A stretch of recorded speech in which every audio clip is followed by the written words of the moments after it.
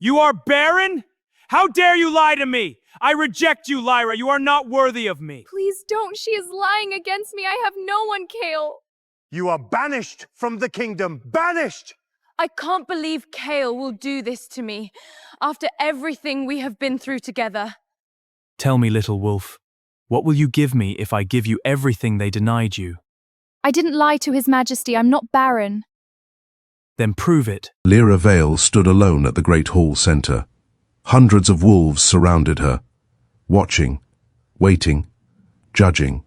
At the far end of the hall, elevated above them all, sat the throne of the Alpha King. Carved from blackened bone and ancient wood, a symbol of strength and merciless rule. And on it sat her mate, Kael Draven. Her chest tightened painfully at the sight of him, tall, unyielding, untouchable. Everything she had once believed herself destined to stand beside. But tonight, he did not look like her mate. Tonight, he looked like her executioner. "Bring her forward." The voice came not from Kael, but from the woman seated beside him, Queen Mother Selene. Her silver hair gleamed beneath the torchlight, her lips curved into something that barely resembled a smile. There was no warmth in it, only satisfaction. Lyra swallowed hard. Her legs felt weak, but she forced herself to move. One step, then another. Each echo of her footsteps rang too loudly. Like a countdown, none of them cared to stop. She could feel it, the bond between her and Kael. Once it had been warm, steady, unbreakable. Now it flickered like a dying flame. "Stop," Selene commanded. Lyra obeyed. She stood just below the steps of the throne, close enough to see every detail of Kael's face, and far enough to feel the distance he had placed between them. He still hadn't looked at her, not once. Her hands trembled at her sides. "Kael, nothing." The court healer stepped forward, bowing deeply. His expression was grave, but there was something else there too. Fear. "Your Majesty," he began carefully, "the examination has been completed." A hush fell over the hall. Even the torches seemed to still. Lyra's heartbeat thundered in her ears. "No, no, no, no. Speak," Kael said at last. His voice was cold, detached, unfamiliar. The healer hesitated, just for a moment. But it was enough. Selene's gaze sharpened. "You were given an order." Lyra's breath hitched. "Wait," she said quickly, panic rising. "There must be some mistake." "There is no mistake," Selene cut in smoothly. The healer closed his eyes briefly, then spoke. "She cannot bear children." The words shattered the world. A ripple tore through the court. Gasps, murmurs, whispers that spread like wildfire. Barren, a Luna who cannot produce heirs. Unacceptable. Lyra staggered back, the sound of their voices crashing into her like waves. "No," she whispered, shaking her head. "That's not true. It can't be. It is enough." Kael's voice silenced the room. And her, slowly, finally. He stood. The air shifted instantly, heavy with alpha dominance. Power rolled off him in suffocating waves, forcing heads to bow, bodies to stiffen. Lyra couldn't move, couldn't breathe. He descended the steps toward her, each movement measured, deliberate, unstoppable. When he reached her, he was so close she could feel the heat of his body. But not the bond. Never the bond. She looked up at him, her eyes pleading.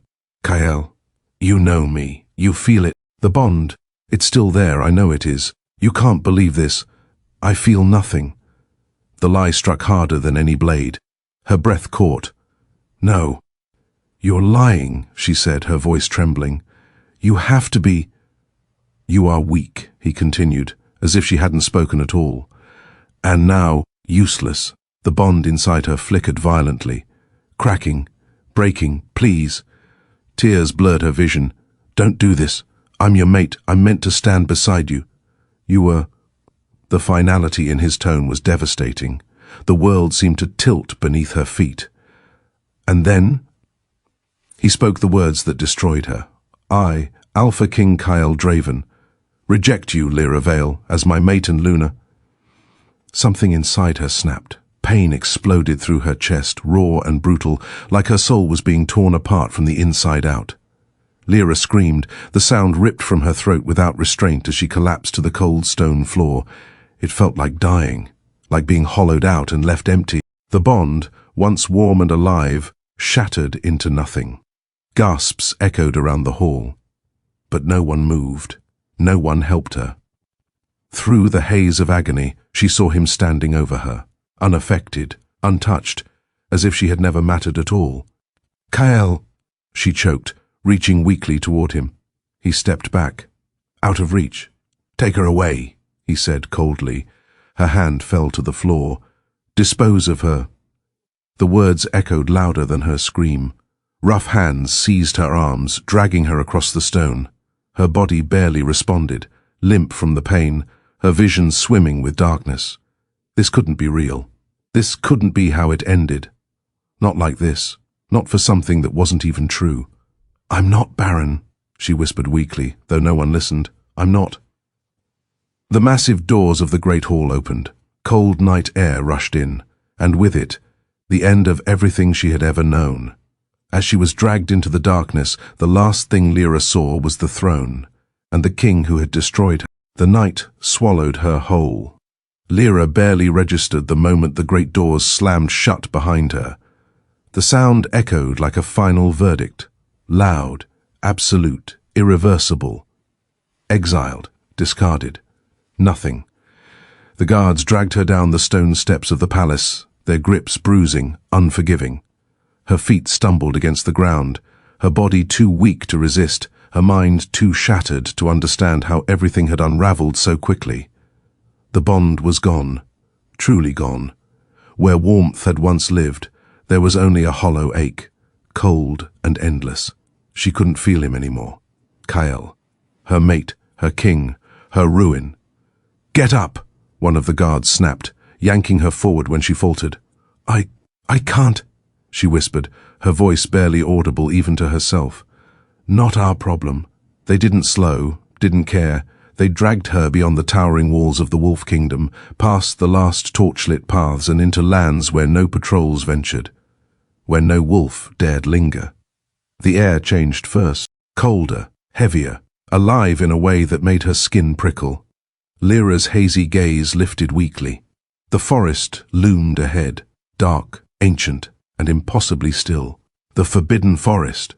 Even in her broken state, fear curled deep in her chest. "No," she rasped, shaking her head faintly. "Not there." The guards laughed. Perfect place for something unwanted. They crossed the invisible boundary, and everything changed. The sounds of the world disappeared. No wind, no insects, no distant calls of night creatures, only silence. A suffocating, watching silence.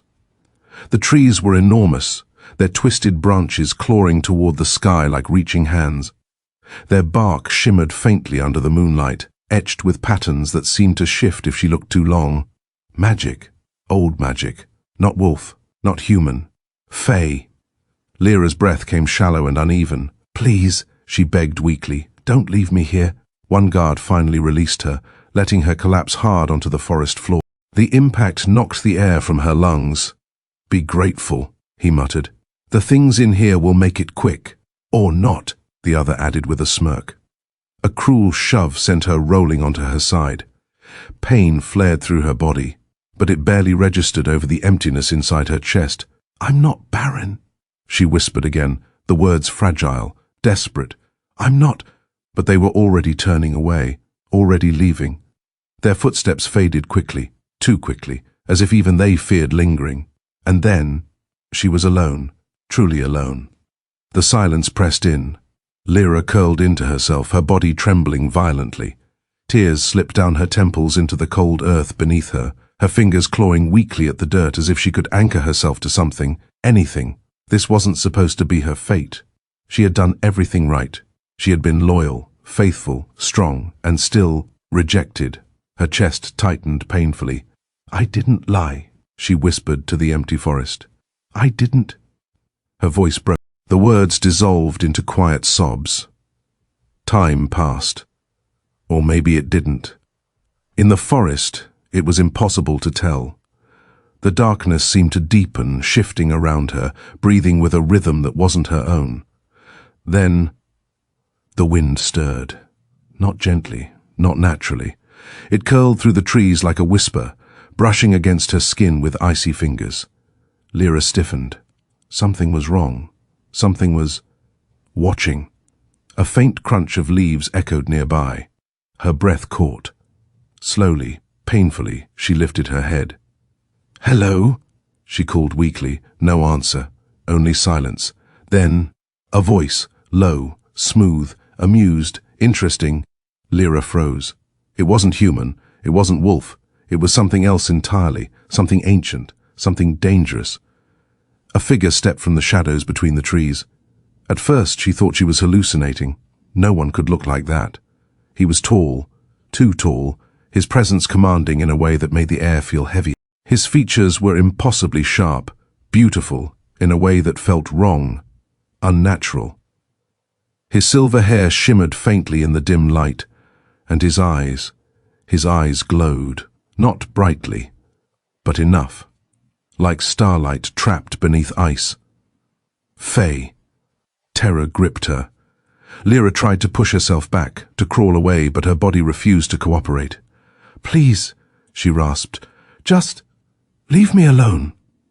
The Fae tilted his head slightly, studying her as one might study something rare or broken. "Such cruelty," he murmured, stepping closer. "To discard something so valuable."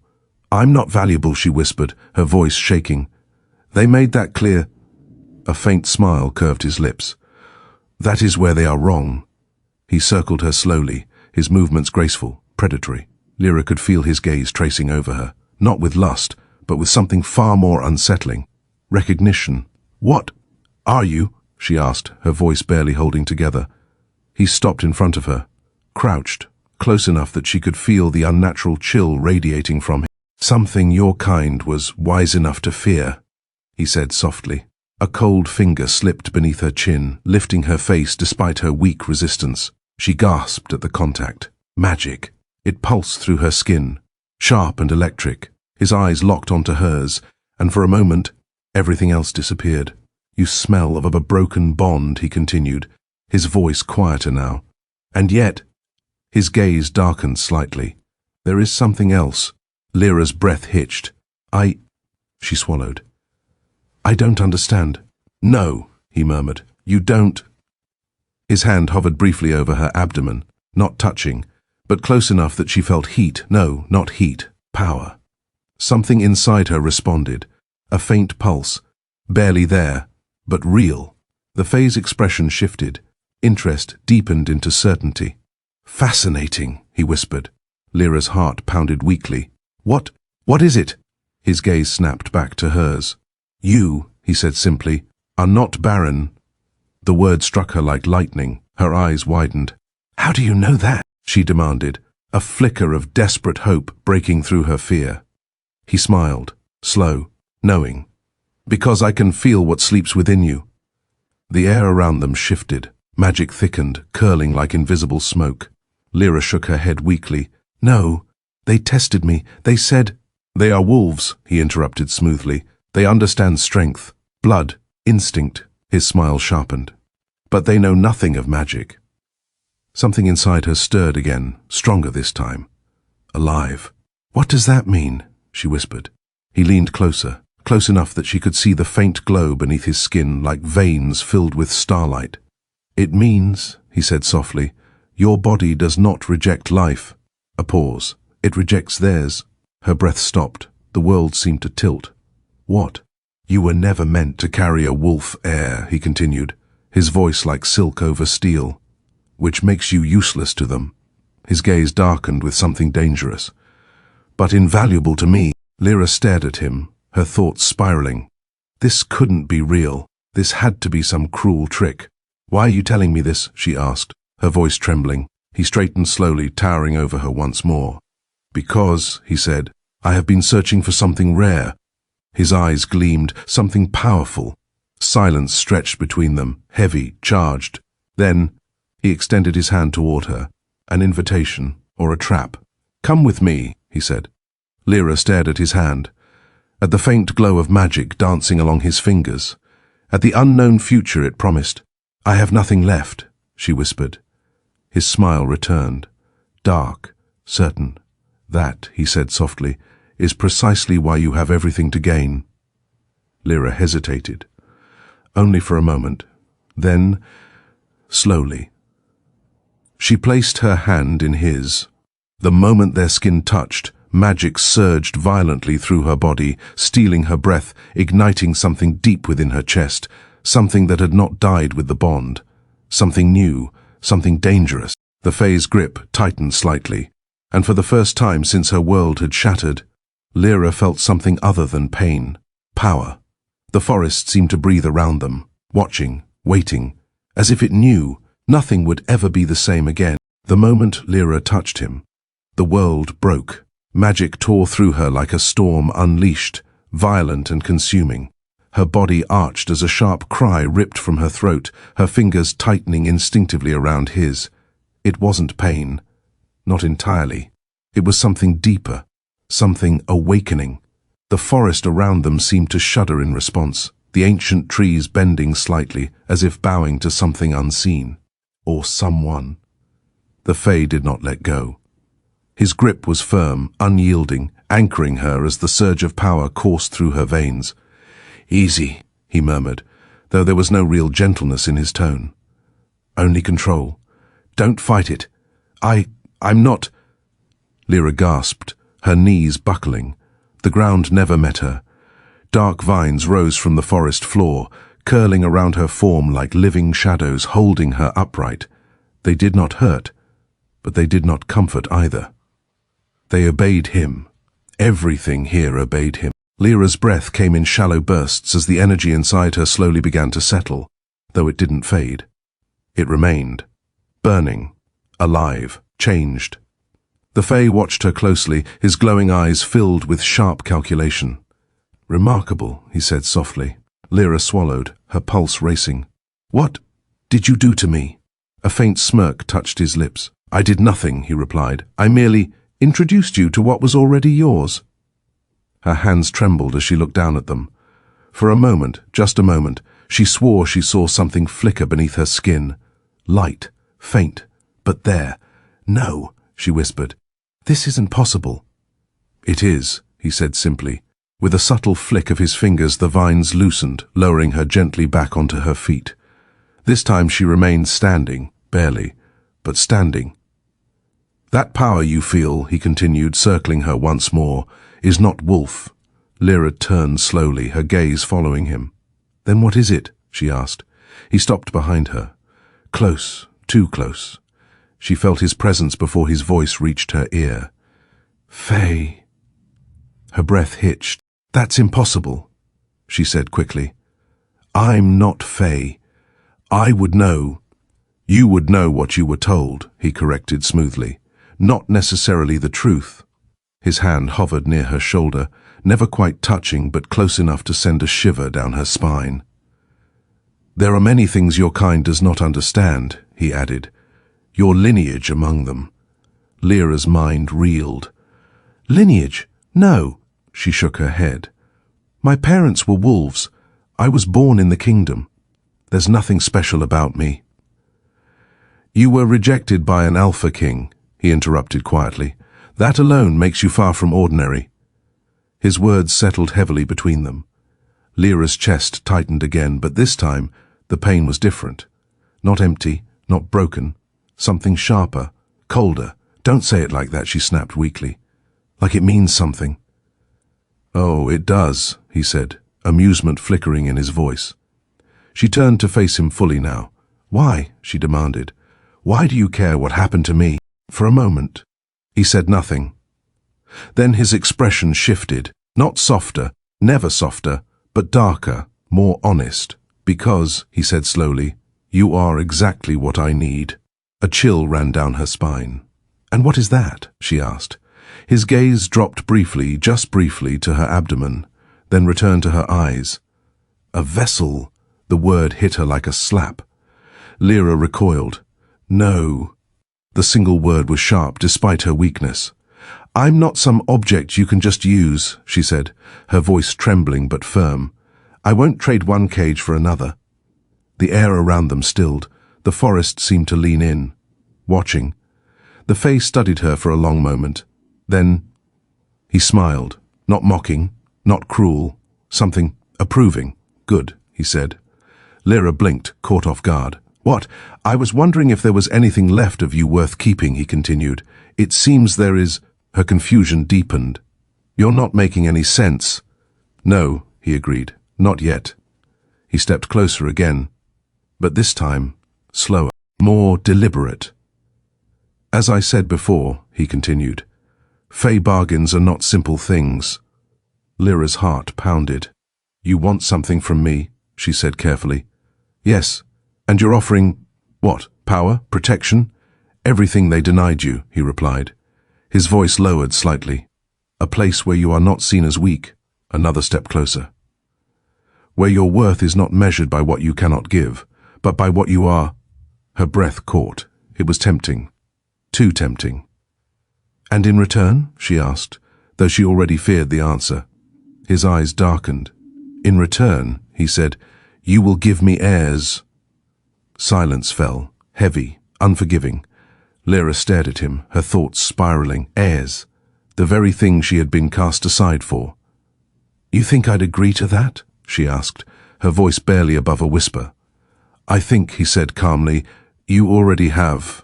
Her brows furrowed. "What are you talking about?" He lifted his hand slightly between them. Magic gathered instantly, swirling like dark mist around his fingers.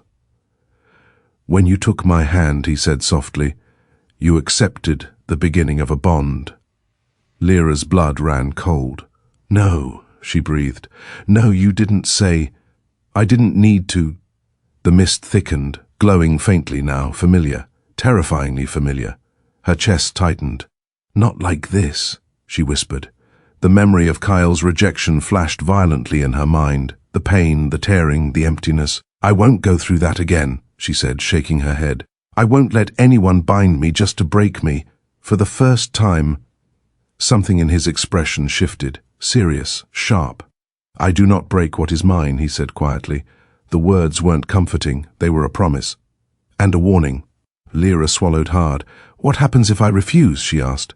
The forest went still. Too still. The Fae tilted his head slightly. "You won't survive the night," he said simply. "No threat, just truth." Lyra's breath trembled. She already knew it. She had nothing left, nowhere to go, no one to return to. And yet, "If I agree," she whispered, "I won't belong to you." A pause. Then, a slow, dangerous smile spread across his lips. "Belonging," he said softly, "is a matter of perspective." Before she could react, his hand closed around hers again, but this time it burned. A surge of magic exploded between them, brighter, stronger than before. Symbols, ancient and shifting, flashed briefly around their joined hands before sinking into her skin.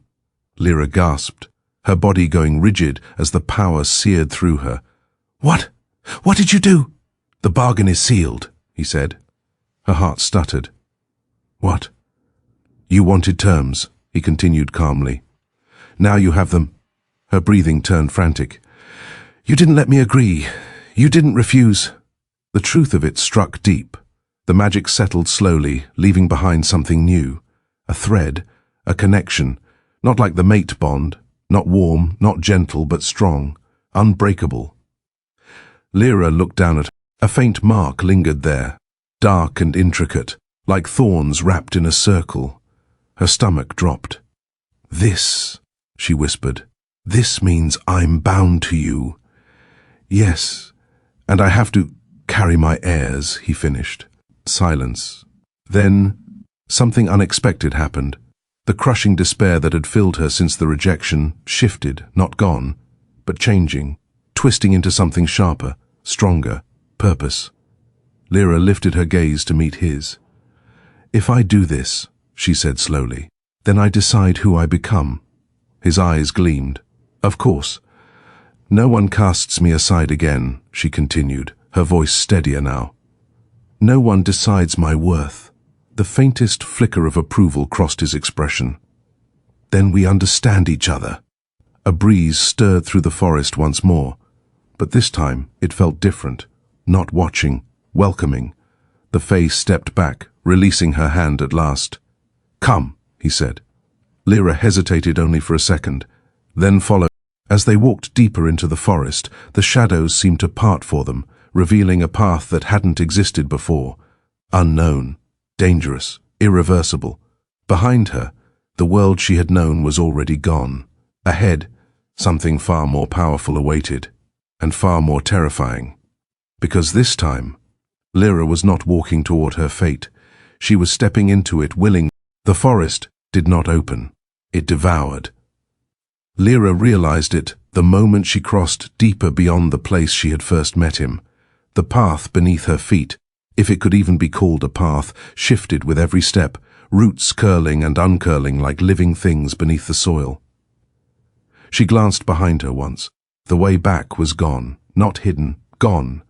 A flicker of unease curled in her chest, but she forced herself forward. There was no turning back, not anymore. Ahead of her, the Fae walked as if the forest itself bent to his will. "Where are you taking me?" she asked, her voice steadier than she felt. He didn't slow. "Home." The single word echoed strangely as though the forest itself whispered it back. "Home." Lyra almost laughed. She had just been cast out of hers. "I don't belong anywhere," she muttered. The Fae stopped abruptly. Lyra nearly walked into him. He turned, his glowing eyes locking onto hers. "You belong exactly where power places you," he said, "and power has chosen you." Before she could respond, the world shifted, not gradually, not gently. One moment, they stood among ancient trees. The next, reality fractured. The forest twisted inward, folding like fabric pulled too tight. Light and shadow warped together, colors bleeding into one another until Lyra couldn't tell where one ended and the next began. Her breath caught. "What is this?" "Do not resist," he said calmly. Too late. The ground vanished beneath her feet. Lyra gasped as she fell, but instead of hitting earth, she felt herself suspended in something weightless. The air turned thick, almost liquid, pressing against her skin as if trying to seep into her very bones. Magic, raw, unfiltered, it surged around her, through her, into her. And something inside her answered, not weakly, not faintly, but with force. A pulse of light burst from her chest, sharp and bright, cutting through the swirling darkness. The Fae's gaze snapped to her instantly. For the first time, he looked surprised. The power didn't fade. It grew. Lyra clutched her chest, her eyes wide as the energy spiraled outward, forming faint glowing threads that danced through the shifting void around them. I can't control it," she cried. "Don't," he said, his voice lower now, more focused. "Let it reveal itself." The threads tightened, twisted. Then, they snapped back into her body all at once. Lyra screamed as the force slammed into her, dropping her hard onto solid ground. This time, she felt it. Stone, cold, real. The world reformed around her in a rush. Lyra lay there for a moment, her breath ragged, her body trembling from the overwhelming surge. Then, slowly, she lifted her head and froze. This was not a forest. Not anymore. Before her stretched a realm that defied everything she understood. The sky above was not sky at all. It shimmered in deep shades of violet and black, streaked with silver light that moved like slow-burning fire. Massive trees towered in the distance, their leaves glowing faintly like stars trapped in branches. And at the center of it all, a palace. No, a fortress. It rose from the ground like it had been grown rather than built. Dark spires twisted together like thorns, curling toward the unnatural sky. Veins of silver light pulsed faintly through its structure, as if the entire thing were alive. Watching, waiting. Lyra pushed herself up slowly, her heart racing. "Where are we?" she whispered. "The Fae realm," he replied. She turned to him, her expression filled with disbelief. "This is impossible." "And yet," he said smoothly, "here you stand." A distant sound echoed across the air.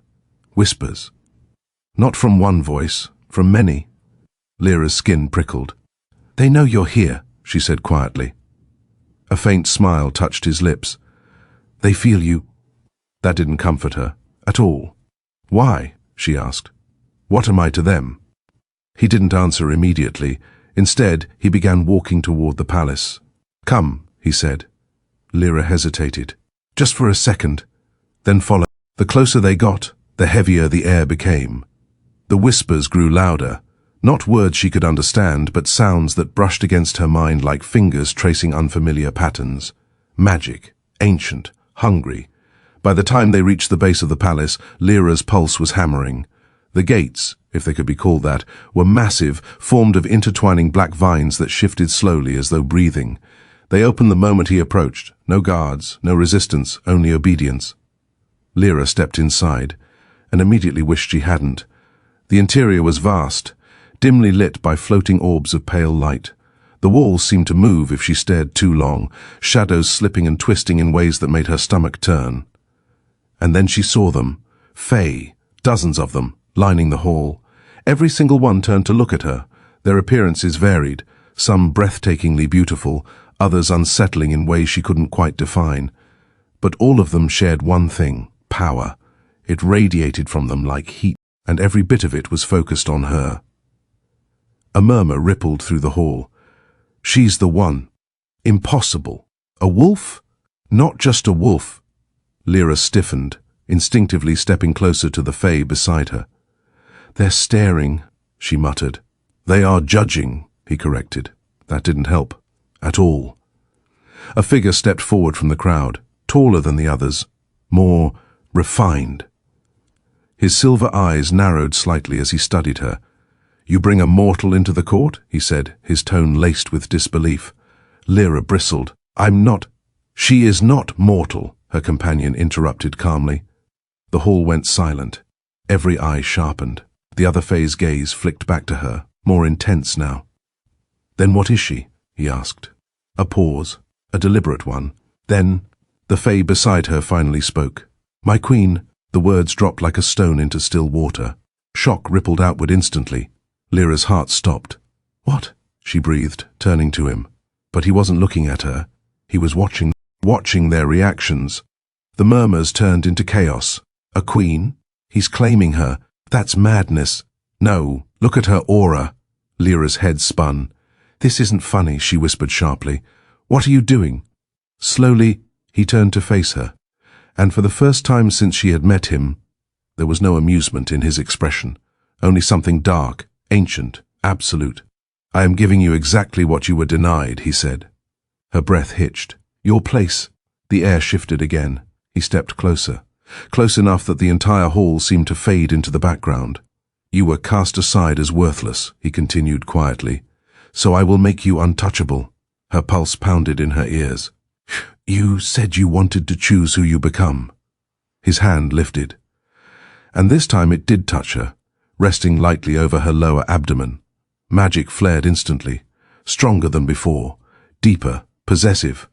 Then become something they will never be able to destroy. Lyra's breath caught sharply.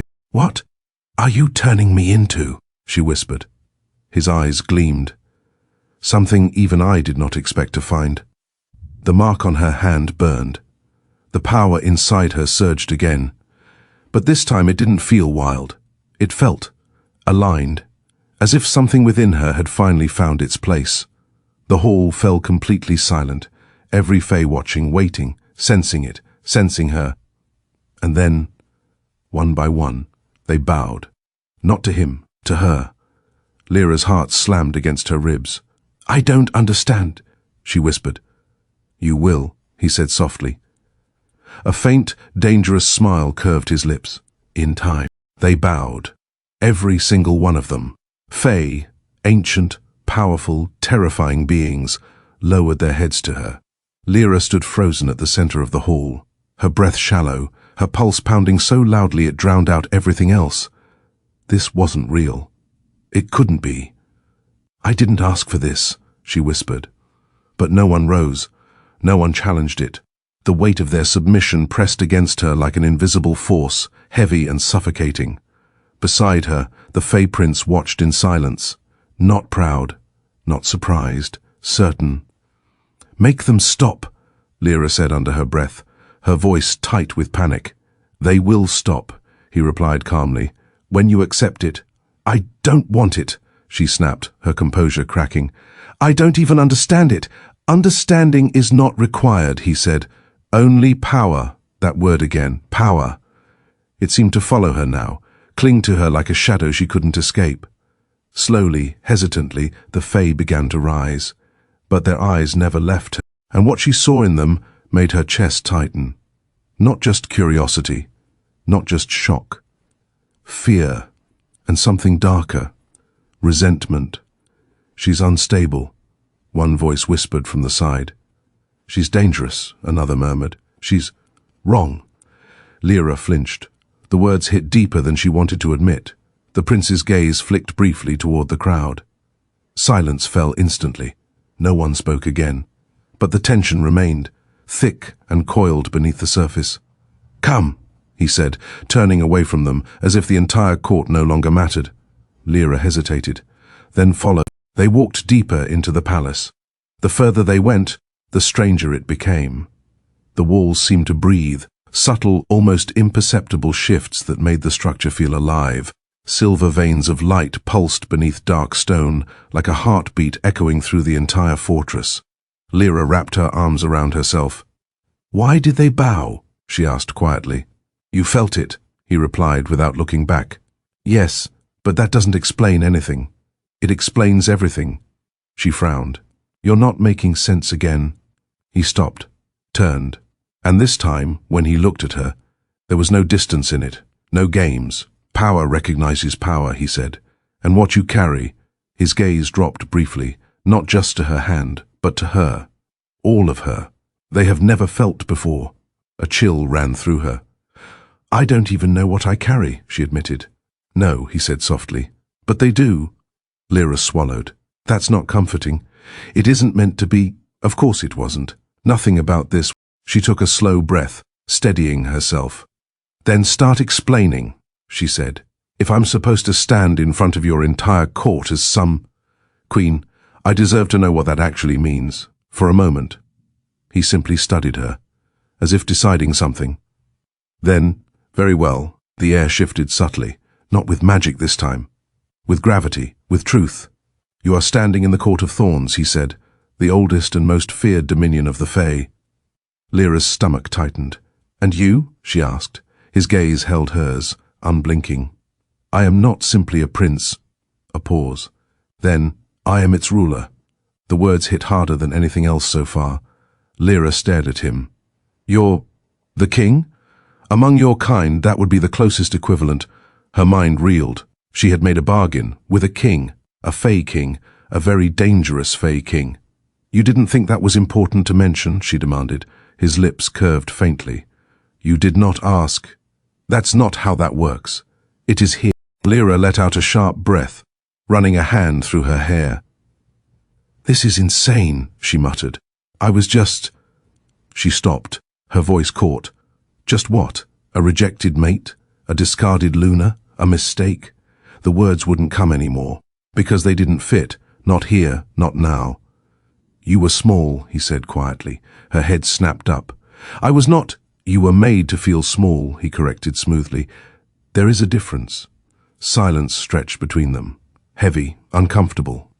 Because part of her knew he wasn't wrong. "I don't want power just because someone else took everything from me," she said after a moment. "Then take it because it is yours," he replied, simple, unyielding. Lyra exhaled slowly. "This doesn't feel like something that belongs to me," she admitted. "It will—" His confidence unsettled her more than anything else. Before she could respond, a sharp pain lanced through her abdomen. Lyra gasped, doubling over instinctively. "What?" The sensation wasn't like before. This wasn't wild magic. This was focused, deep. Her hand flew to her stomach, and the moment she touched it, something pulsed. Strong, deliberate, alive. Her breath caught. "No," she whispered. It was too soon. It didn't make sense. It shouldn't be possible. But the feeling, she knew it. Some instinct deeper than thought recognized it instantly. The Fae King stepped closer. His expression didn't show surprise, only confirmation. "You feel it," he said. Lyra looked up at him, fear flickering in her eyes. "What is happening to me?" His gaze darkened slightly. "The bond is taking root. Her heart stuttered. No, that's not. This isn't how it works. This is not a wolf bond, he said. That much was obvious. Lyra shook her head, panic rising again. It's too fast, she whispered. This shouldn't. It should, he interrupted calmly. For what you are. There it was again, that phrase. What you are. What am I? She demanded, her voice breaking. Silence fell. He stepped even closer now, close enough that she could feel the steady, controlled power radiating from him. Close enough that there was no escaping his answer. You are a convergence, he said, her brows furrowed. A what? Wolf by birth, he continued, Fae by blood. Her breath stopped. The world seemed to tilt again. That's not possible. And yet, he said softly, you stand here, in my realm, wearing my mark, carrying my magic. His hand lifted once more, hovering just above her abdomen and already responding to it. The pulse came again, stronger this time. Lyra gasped. Her legs nearly gave out beneath her. That's not just magic, she whispered, her voice shaking. No one had to tell her what it felt like. Her body knew, even if her mind refused to accept it. His eyes held hers, dark, certain. No, he said. It isn't. The truth settled slowly, heavily, irreversibly. Lyra's fingers tightened against her stomach. This means, she trailed off. His voice finished it for her. You are already carrying my heirs. Silence, total, absolute. Her heart pounded violently. Her thoughts spiraled. This couldn't be real. It couldn't be happening this fast. And yet, the pulse came again. Undeniable. Alive. Tears burned at the corners of her eyes, but they didn't fall. Not this time.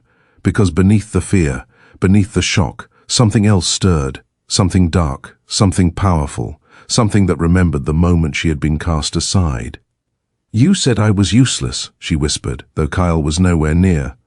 Her voice steadied, hardened. They threw me away. Her gaze lifted slowly to meet the Fae King's. And now, the faintest edge of something dangerous crept into her expression. They'll never be able to ignore me again. For the first time. He smiled, not amused, not mocking, but approving. Yes, he said softly. The air in the hall seemed to tighten, as if the very realm itself was listening, waiting. And when they realize what they lost, he continued, his voice low and certain. Lyra's lips parted slightly. Her eyes darkened. They won't get me back.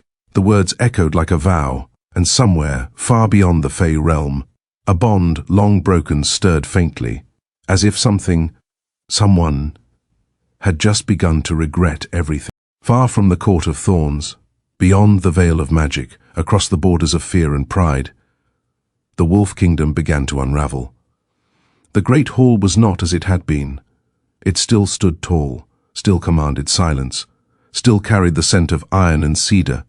But something was wrong. The air felt thin, unsteady, as if something vital had been ripped from its core, and every wolf in the kingdom felt it.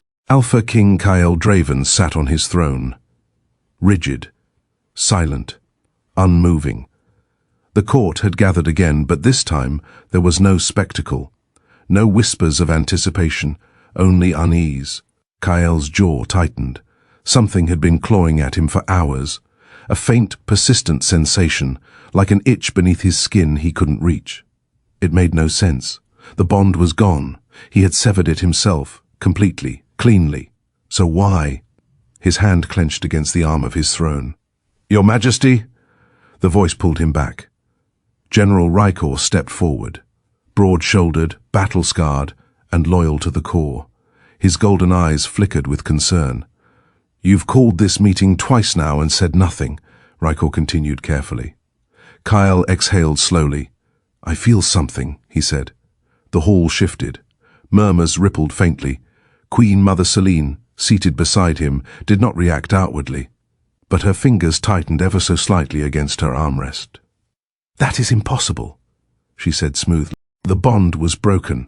I know what I did, Kael snapped, his voice sharper than intended. Silence fell instantly, but the tension thickened. It is not the bond, he added after a moment, his tone colder now. It's something else. Rykor frowned. An attack? No. Kael's gaze darkened. It's not external. A pause. It feels like... He hesitated, irritation flashing across his expression. Like something that should be mine, isn't. The words hung heavily in the air. Selene finally turned her head slightly toward him. You are unsettled, she said calmly. That is all. You removed a weakness from your life. Your instincts are adjusting.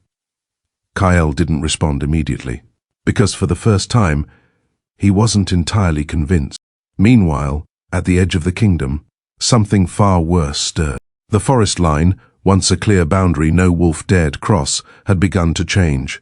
The trees grew thicker, darker, their roots pushing further into wolf territory with unnatural speed. And the scouts had stopped returning. Say that again! Rykor stood in the war chamber now, his expression grim as a young scout trembled before him. They didn't come back, the scout repeated, his voice shaking. 3 of them. They crossed near the eastern ridge just to observe, but the trees... The trees? Rykor pressed. They moved, the scout whispered. Silence fell. That's not possible, another voice cut in. Beta Lyra stepped forward, sharp-eyed, calculating, and one of the few in the kingdom who dared challenge anything without fear. Trees don't move, she said flatly. They do now, the scout insisted, panic creeping into his voice. I saw it. The ground shifted. And then, something else was there. Rykor's gaze sharpened. What something? The scout swallowed hard. I don't know. That answer was worse than anything else. Back in the throne room, Kael stood now, staring out beyond the massive open archways. The sky was darker than it should have been. Clouds gathered unnaturally. Heavy, oppressive. What have you done? He murmured under his breath. Selene approached slowly. I have done what was necessary, she replied. Kael's gaze flicked toward her. Then why does it feel like a mistake? For the first time, Selene hesitated. Only briefly, but Kael noticed. You are overthinking, she said quickly. She was nothing. No, the word came out sharper than intended. Final. Selene's eyes narrowed slightly. Kael turned away again, his gaze distant. She wasn't nothing, he said quietly, and that realization came far too late. Back in the Fae realm, Lyra was not the same girl who had been dragged into the forest. Not anymore. The Court of Thorns buzzed with tension. Word had spread, fast. The wolves' rejected mate, the king's chosen queen, the bearer of something unprecedented. And not everyone was pleased. She should not be here. The voice was cold, precise, laced with quiet authority. Lyra stood at the center of a circular chamber, far smaller than the great hall but far more oppressive. Around her stood a select group of Fae, fewer in number but far more dangerous. The inner court, and the one who had spoken, stepped forward, tall, elegant, deadly. Her long dark hair fell like a shadow down her back, her silver eyes sharp with disapproval. This is not a matter of preference, she continued. It is a matter of balance. Lyra crossed her arms despite the tension in the room. And you are? She asked. A flicker of irritation crossed the woman's face. I am Lady Varith, she said. Keeper of the Veil. Lyra tilted her head slightly. Good for you. A few of the others shifted, clearly not expecting that response. Varith's eyes narrowed further. You carry power you do not understand, she said. Power that could fracture both realms if left unchecked. Lyra stepped forward slightly. Then maybe someone should start explaining instead of threatening. The room went still. Varith studied her carefully. Then, You speak boldly for someone so newly bound, she said. I've had a rough day, Lyra replied dryly. A pause. Then, a low chuckle broke the tension. Another figure stepped into view. Male, relaxed, dangerous in a completely different way. Careful, Varith, he said lazily. You might actually like her if she keeps that up. Lyra glanced at him. And you are? He grinned. Kaelion, he said, master of nothing important and everything annoying. Varith did not look amused. He is the king's spy, she said flatly. Kaelion placed a hand over his chest in mock offense. I prefer observer of interesting chaos. Lyra almost smiled. Almost. Until pain hit again, stronger this time. She sucked in a sharp breath, her hand flying to her abdomen. The room immediately shifted, all eyes locked onto her. Already? Varith murmured. Lyra's heart pounded. The pulse was stronger now, more defined. Not just one, two. Her breath hitched. No, she whispered. Kalion's playful expression vanished. Well, he said quietly, that's new. Lyra looked up, panic flickering in her eyes. What's happening? Before anyone could answer, he took in the scene in a single glance. Lyra, the inner court, the tension. Then his gaze locked onto her. What did you feel? He asked. Lyra swallowed hard. Two, she whispered. The room went completely still. Varith's expression darkened. Kalion let out a low whistle. Well, he muttered, that complicates things. Lyra's pulse raced. What does that mean? The king stepped closer, slow, deliberate. It means, he said quietly, you are not carrying just heirs. A pause. His eyes darkened. You are carrying power that should not exist. The weight of his words settled heavily over the room. And for the first time since she arrived, Lyra felt it. Not just fear, not just confusion, but the undeniable truth. She wasn't just part of something dangerous. She was the center of far away. In the Wolf Kingdom, Kael suddenly dropped to one knee. Pain exploded through his chest. Raw, violent, unexplainable. What? He gasped. Rykor rushed forward. My king! Kael's eyes widened, because for just a split second, he felt it. Not the bond, but something else. Something distant, something powerful, something that did not belong to him but should have. And then, it vanished, leaving behind only one terrifying thought. She wasn't gone. She had become something else. The Court of Thorns did not sleep. It watched. It whispered. And now, it divided. Lyra could feel it, even before anyone spoke. The moment she stepped into the grand hall again, the air had changed. It no longer pressed on her with curiosity alone. Now it burned. Suspicion, jealousy, hatred, every pair of glowing eyes followed her as she walked beside the Fae King, their presence like a blade at her back. They weren't like this before, she muttered under her breath. They were, he replied calmly. You simply did not matter enough yet. Lyra clenched her jaw. That's comforting. It is not meant to be. Of course not. Nothing here ever was. The murmurs began the moment they reached the center of the hall. 2 heirs. Impossible. A wolf carrying Fae blood. She'll destabilize everything. Lyra stiffened. Her hand instinctively moved to her abdomen. The faint pulse was still there. Steady, alive, watching them, judging her. You could silence them, she said quietly. I could, the king replied. She glanced at him. But you won't. No. Her lips pressed into a thin line. Why? His gaze remained forward. Because fear reveals truth. That didn't make her feel any better. Your Majesty. The voice cut cleanly through the tension. Lady Varith stepped forward again, her expression colder than before. This cannot continue. The king did not respond immediately. Speak, he said at last. Varith's eyes flicked briefly toward Lyra, then back to him. The court grows unstable. Rumors spread beyond these walls.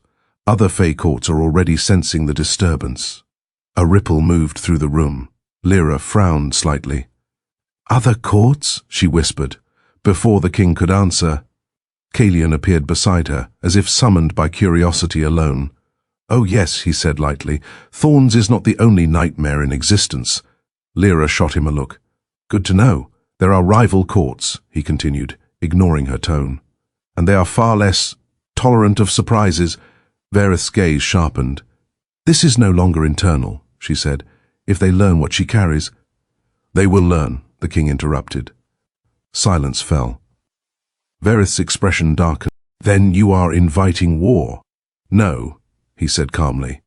I am preparing for it. The words settled heavily. Lyra's stomach tightened. War? Because of her? You should not be here. The voice came from behind her this time. Cold, sharp, filled with open disdain. Lyra turned. A new figure stood at the edge of the court. Tall, striking. His silver blonde hair fell loosely around his face, his eyes gleaming with something far less controlled than the others. Anger, pure, unfiltered. And you are? Lyra asked, already tired of that question. He didn't smile. I am Lord Thalen, he said, commander of the Thorn Guard. His gaze dropped briefly to her abdomen, and something ugly flickered across his face.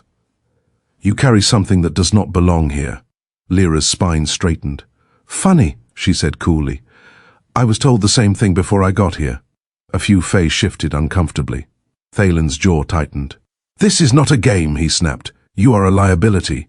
And you're predictable, Lyra shot back. The tension snapped tight. Careful, he warned, stepping closer. You may have his protection, but that does not make you untouchable. Before Lyra could respond, the king moved. It was subtle, a single step forward, but the entire room reacted. Power surged, heavy, oppressive. Thalen froze, not out of fear, but restraint. She is under my protection, the king said quietly, and carrying my heirs. The words were deliberate, claiming, final. Thalen's expression darkened further. That is exactly the problem, he said. Lyra blinked. There it was. Not just anger, not just duty, something else, something sharper, jealousy. The realization hit her instantly, and for some reason, it irritated her. Oh, this is getting interesting, Kael murmured beside her. Not now, Lyra muttered. Definitely now. You risk everything for her, Thalen continued, his voice tight, for something you barely understand. The king's gaze hardened. I understand enough. No, Thalen said, you don't. A dangerous silence followed. Then, you are letting emotion cloud your judgment. That did it. The air cracked. Power surged violently from the king, slamming into the hall like a wave. The torches flickered wildly. Several Fae stepped back instinctively. I do not make decisions based on emotion, he said, his voice low and lethal.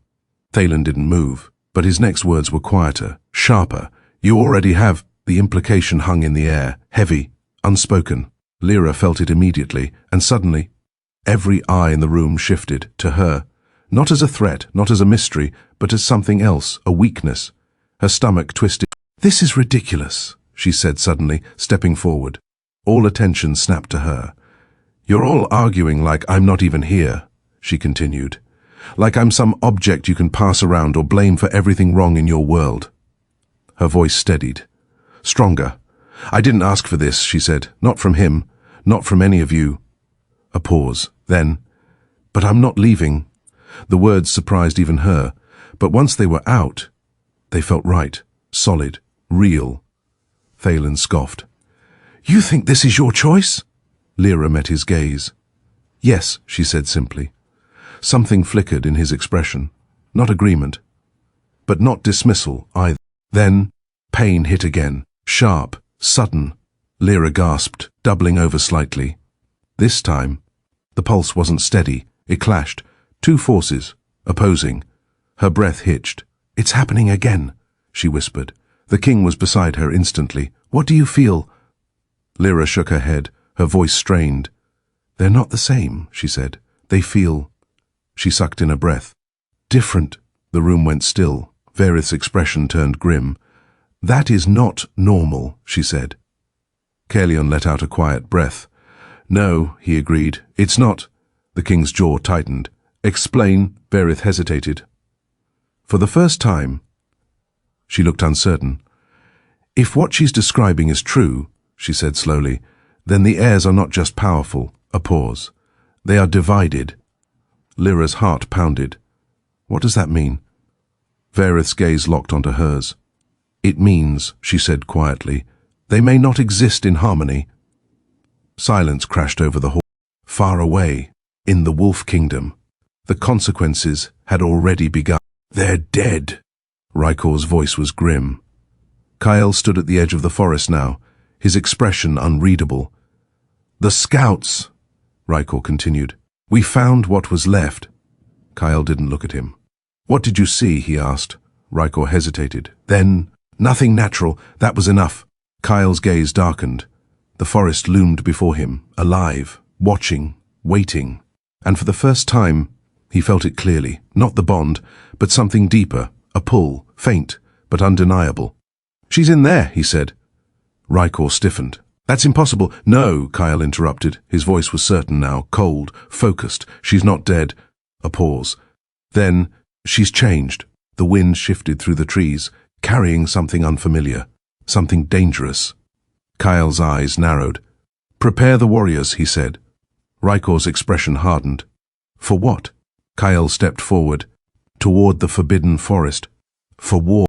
Back in the Fae realm, Lyra stood surrounded by beings who feared her, resented her, and some already hated her, and deep within her, the two pulses clashed again, light and dark, power and power, not blending, not yielding, growing. And somewhere in the shadows of the court, unseen, unnoticed, a pair of eyes watched her, ancient, calculating, hungry. And so it begins, a soft voice whispered. The Court of Thorns had never felt so suffocating, not because of the Fae, not because of the whispers, but because of what stirred inside her. Lyra stood alone on a high balcony carved from black stone, the strange violet sky stretching endlessly above her. The air here was cooler, quieter, far from the judging eyes of the court. Yet her thoughts were louder than ever. 2 heartbeats, not hers, never hers. Her fingers rested lightly against her abdomen, her breath uneven as she focused. There, again, a pulse, then another, different, clashing. I don't understand you, she whispered softly. The wind stirred, brushing against her skin like a quiet answer that never came. You're not supposed to... Lyra didn't turn immediately. She had already begun to recognize his presence. Felt it. The air shifted when he was near, denser, charged, as if the world itself acknowledged him. You have a habit of appearing when I'm trying to think, she said. And you have a habit of thinking in circles, he replied. She exhaled softly, finally turning to face him. The Fae King stood just behind her, his silver hair catching the faint glow of the realm's light. There was something unreadable in his expression tonight, less distant than before, but not entirely open either. You said they're divided, Lyra said quietly, that something about them isn't right. They're not meant to be simple, he said. That's not reassuring. It is not meant to be... A faint, tired smile tugged at her lips despite everything. You really don't know how to comfort someone, do you? I do not see the purpose in false comfort. Lyra studied him for a moment. You don't do anything halfway, do you? She murmured. His gaze met hers. No. The answer was simple, but there was something beneath it, something deeper. The silence stretched between them, not uncomfortable this time, but heavy, charged with things neither of them had said. Lyra looked away first. I should hate you, she admitted quietly. He didn't react. You bound me without asking, she continued. You turned my entire life upside down in a matter of moments. Still nothing. But he hadn't looked away. And yet, she hesitated, her fingers curled slightly against the stone railing. I don't feel the same emptiness I did before. That seemed to catch his attention. You feel something else, he said. It wasn't a question. Lyra swallowed. Yes, the word was barely a whisper. Stronger? She nodded slowly. Clearer, she corrected. A pause. Then, alive. The word lingered in the air between them. For a moment, neither of them moved. Then the king stepped closer. Not abruptly, not forcefully, just enough that the space between them began to disappear. You were never meant to be empty, he said quietly. Lyra's breath caught. There was something different in his voice now, less distant, more present. And yet I was, she said softly, until you decided otherwise. His gaze darkened slightly. I revealed what was already there, without giving me a choice. You had a choice, he said. Lyra frowned. I didn't... You could have let yourself die in that forest, he interrupted. The truth of it hit harder than she expected. She hadn't wanted to admit that, even to herself. I didn't want to die, she said after a moment. No, he said quietly, you didn't. Another step closer. Now there was barely any space left between them. Lyra could feel the faint hum of magic around him, stronger up close, almost intoxicating. You chose to live, he continued. Her heart began to beat faster. And now you must choose what that life becomes. His hand lifted slowly. This time, he didn't hesitate. His fingers brushed lightly against her wrist. The contact was subtle, but the effect, immediate. Magic surged, not violently like before, but smoothly, like a current finding its path. It flowed from him into her, intertwining with the power already growing inside her. Lyra inhaled sharply. "That feeling," she whispered. "It is ours," he said. "Ours." The word sent something unfamiliar through her chest. Not the sharp ache of a broken bond, not the hollow emptiness that followed. Something warmer, stronger, different. Her gaze lifted to his. "You said you don't break what belongs to you," she said softly. "I do not. And what am I to you?" she asked. The question hung between them. Dangerous, honest, for once. He didn't answer immediately. His hand tightened slightly around her wrist, his thumb brushing faintly against her skin. Not possessive, not forceful, intentional. "You are not fragile," he said at last. Her breath caught. "You are not weak." Another step closer. "You are not something to be discarded." His voice lowered, quieter. "But you are not entirely mine either." Lyra blinked. That she hadn't expected. "What does that mean?" she asked. His gaze held hers. "It means," he said slowly, "you are something I cannot fully control." The admission was quiet, but powerful.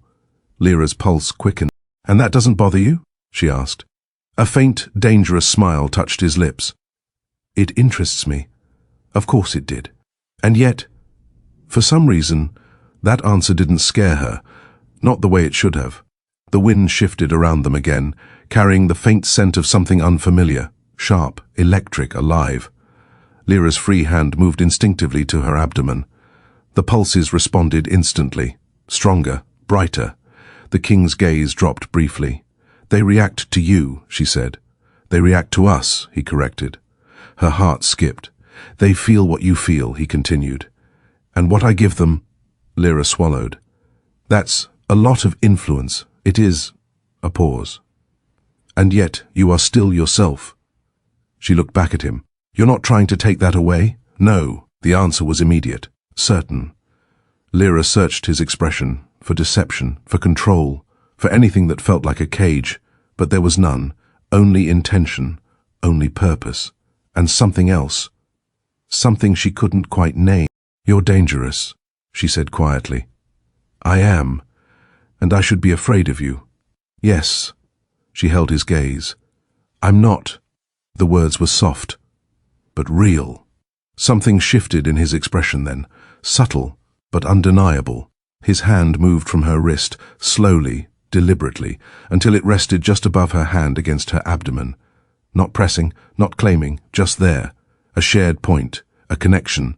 The magic between them deepened, not overwhelming, not consuming, but steady, intimate. Lyra's breath softened.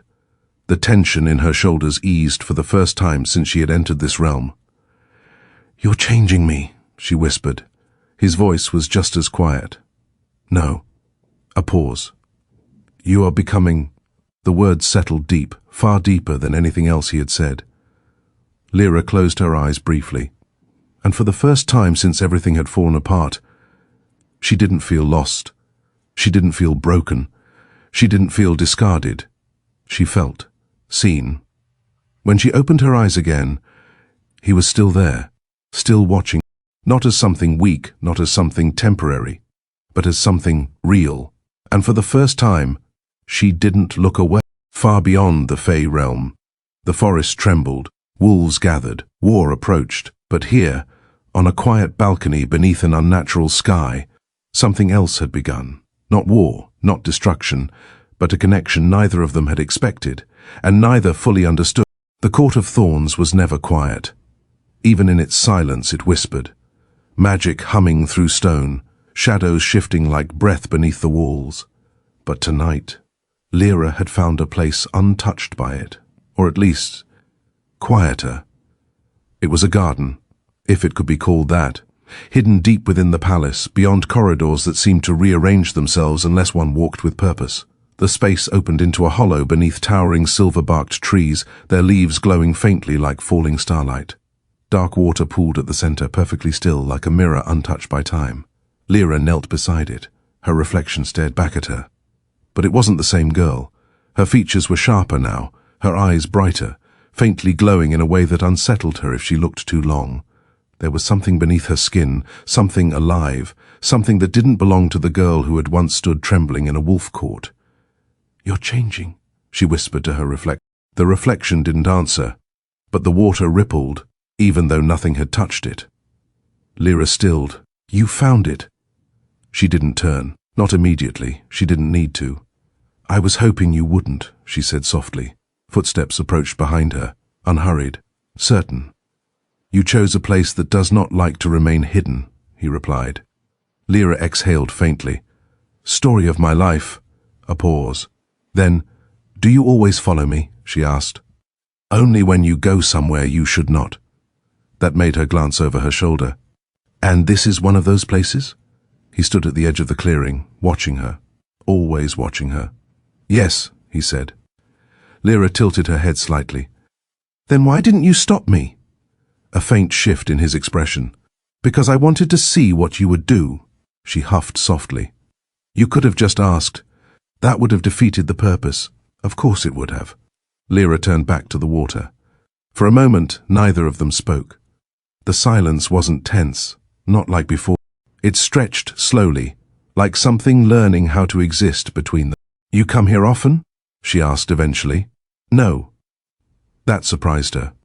She glanced back again. "Then why does it feel like you know it?" His gaze moved briefly to the water, then back to her. "Because this place responds to power," he said. "And I have ruled long enough to understand what answers to it." Lyra frowned slightly. "And me?" A pause. Then, "It answered you." The weight of that settled slowly. Lyra looked down at the water again. "It feels different here," she admitted. "Quieter." "It is not quiet," he said. She looked up. "It listens." That sent a faint chill through her. "Great," she muttered. "So now I'm being watched by gardens too." A flicker of something almost like amusement touched his expression. "Only if you give it something worth watching." Lyra rolled her eyes faintly. "You say that like I'm trying—" "You are," he said. Her breath caught, just slightly. "I'm not," she said more quietly. "You are surviving," he corrected. "A beat. And that requires effort." Lyra looked away again. That word, surviving.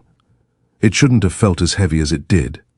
"I didn't think I'd still be here," she admitted. He didn't ask what she meant. He understood. "You were not meant to disappear," he said. She let out a quiet breath.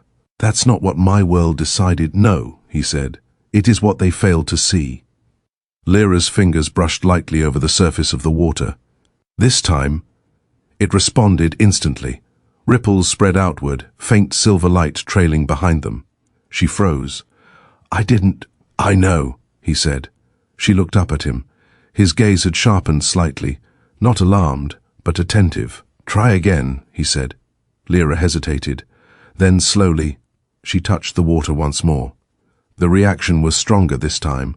Light bloomed beneath the surface, swirling upward like something awakening.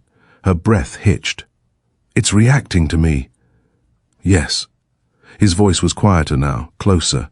Lyra hadn't even noticed him move, but he was no longer at the edge of the clearing. He stood just behind her. The space between them, gone. "It feels—" She struggled for the word. "Alive?" She nodded. "And it feels you—" Lyra swallowed. "That's new. It is—" A pause. "And yet you are not afraid." She stilled. "I should be," she said softly. "But you are not." Lyra shook her head faintly. "I've been afraid enough." Silence settled again. But this time, it shifted. Something unspoken passed between them. Something quieter, deep. "Earlier," she said after a moment, "in the court." He didn't respond, but he was listening. "They were looking at me like I was something dangerous," she continued. "Like I don't belong here." "You are dangerous," he said. "That's not comforting. It is not meant to be." She huffed softly. "You really don't change, do you?" "No." A beat. "Do you want me to—" Lyra paused. Then, "I don't know. That was the truth. And somehow, It felt heavier than anything else she'd said. The water shimmered again. Stronger this time. Lyra's hand pressed more firmly against its surface without thinking. The light surged, and something inside her responded instantly. Her breath caught sharply as the familiar pulse flared. Then, another, different, clashing. She gasped. They're reacting again. His hand closed gently but firmly around her wrist. Not to stop her, to steady her. Focus, he said quietly. No, he murmured. Not on them. On yourself. Lyra's breathing was uneven, her thoughts scattered. I don't know how. Yes, you do. His voice was closer now, lower, steadier. Feel it, he said, not as something separate, as something that is part of you. Lyra swallowed. Her eyes fluttered shut. The pulses clashed again. Light and dark, power and power. But this time, she didn't resist it, didn't panic. She let herself feel it. All of it. The chaos, the strength, the pull. And slowly, very slowly, it began to steady, not merging, not blending, but balancing. Her breathing softened. The tension in her body eased. The light in the water dimmed, settled. When she opened her eyes again, the world felt clearer, quieter. You did it, he said. Lyra blinked. I did something. Almost smile touched his lips. You are learning. She let out a soft breath. That didn't feel like learning. It rarely does. Lyra glanced at him. You're very calm about all of this. I am not calm, he said. That caught her off guard. You're not? No. A pause. Then, I am watching. Her pulse skipped slightly. For what? She asked. His gaze held hers. For what you will become. The words weren't cold. They weren't distant. They were intent, focused.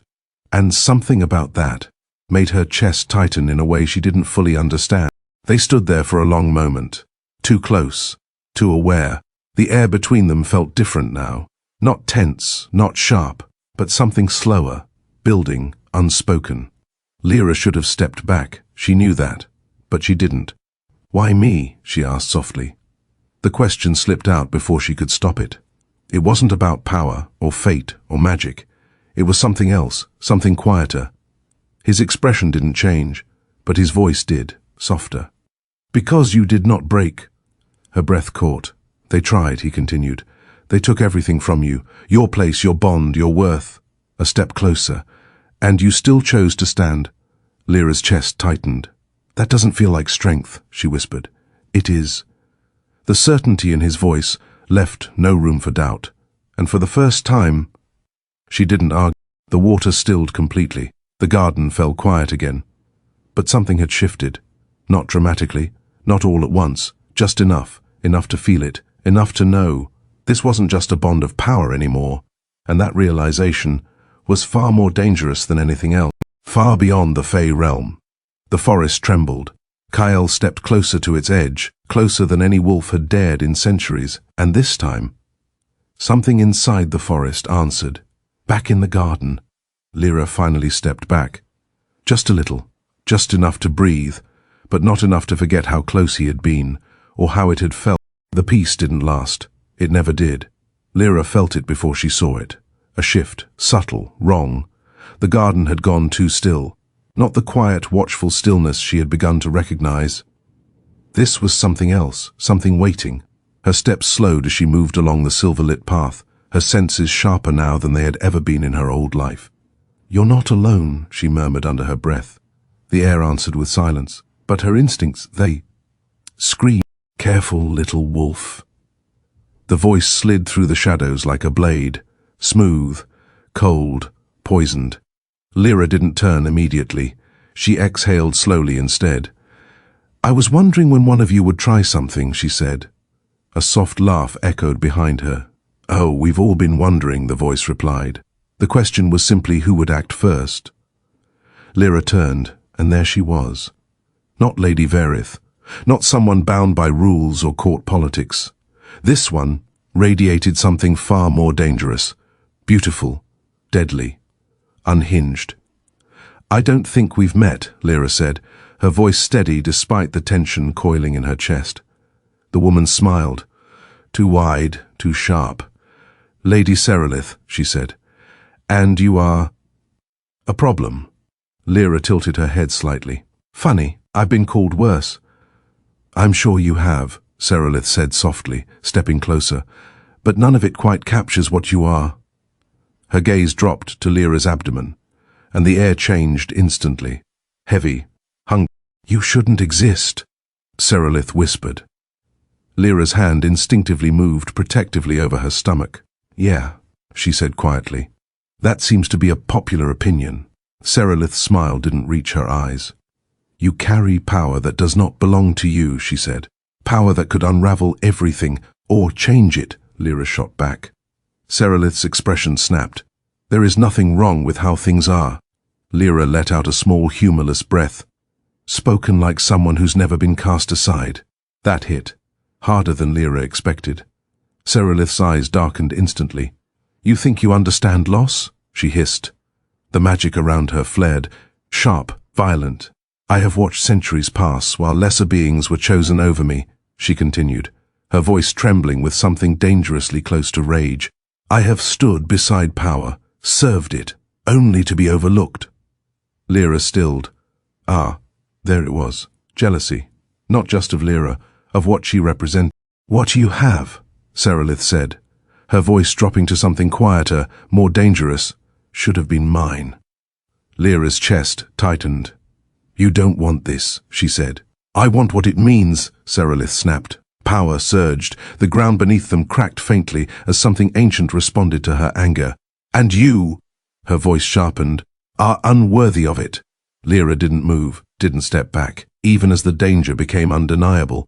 "Maybe," she said quietly. Serelith blinked. That wasn't the response she expected. "But I'm still the one who has it," Lyra continued. "A beat. And I'm not giving it up." That was it. The final spark. Serelith moved. Fast.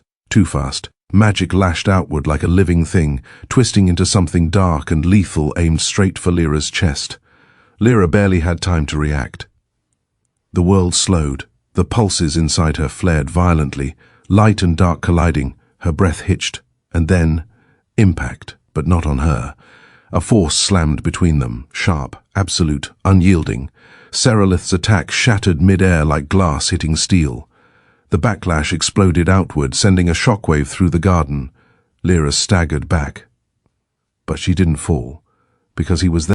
The Fae King stood between them. Still, silent.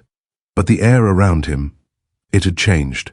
Gone was the quiet, controlled power he carried in the court. This was something else, ancient, terrifying, unleashed. Serelith froze. For the first time, fear flickered across her face. "My king," she began. "Enough." The word wasn't loud, but it landed like a command written into reality itself. The garden bent around it, the trees stilled, the water trembled, even the air seemed to hold its breath. Serelith dropped to one knee instantly. "I was only—" "Do not insult me with lies." His voice was calm, too calm. Lyra had learned enough to know. That was worse, much worse. Serelith's hands trembled. "She is a threat," she said quickly, "to the court, to the balance. She is under my protection." The words cut cleanly through her panic. Final, unyielding. Serelith swallowed hard. "My king, she is changing things we cannot control." "Yes." The single word silenced. "And that is precisely why she will live." Lyra's breath caught. Serelith's expression twisted. "But she is nothing," she snapped before she could stop herself. The air snapped, power surged, and suddenly, Serelith couldn't move.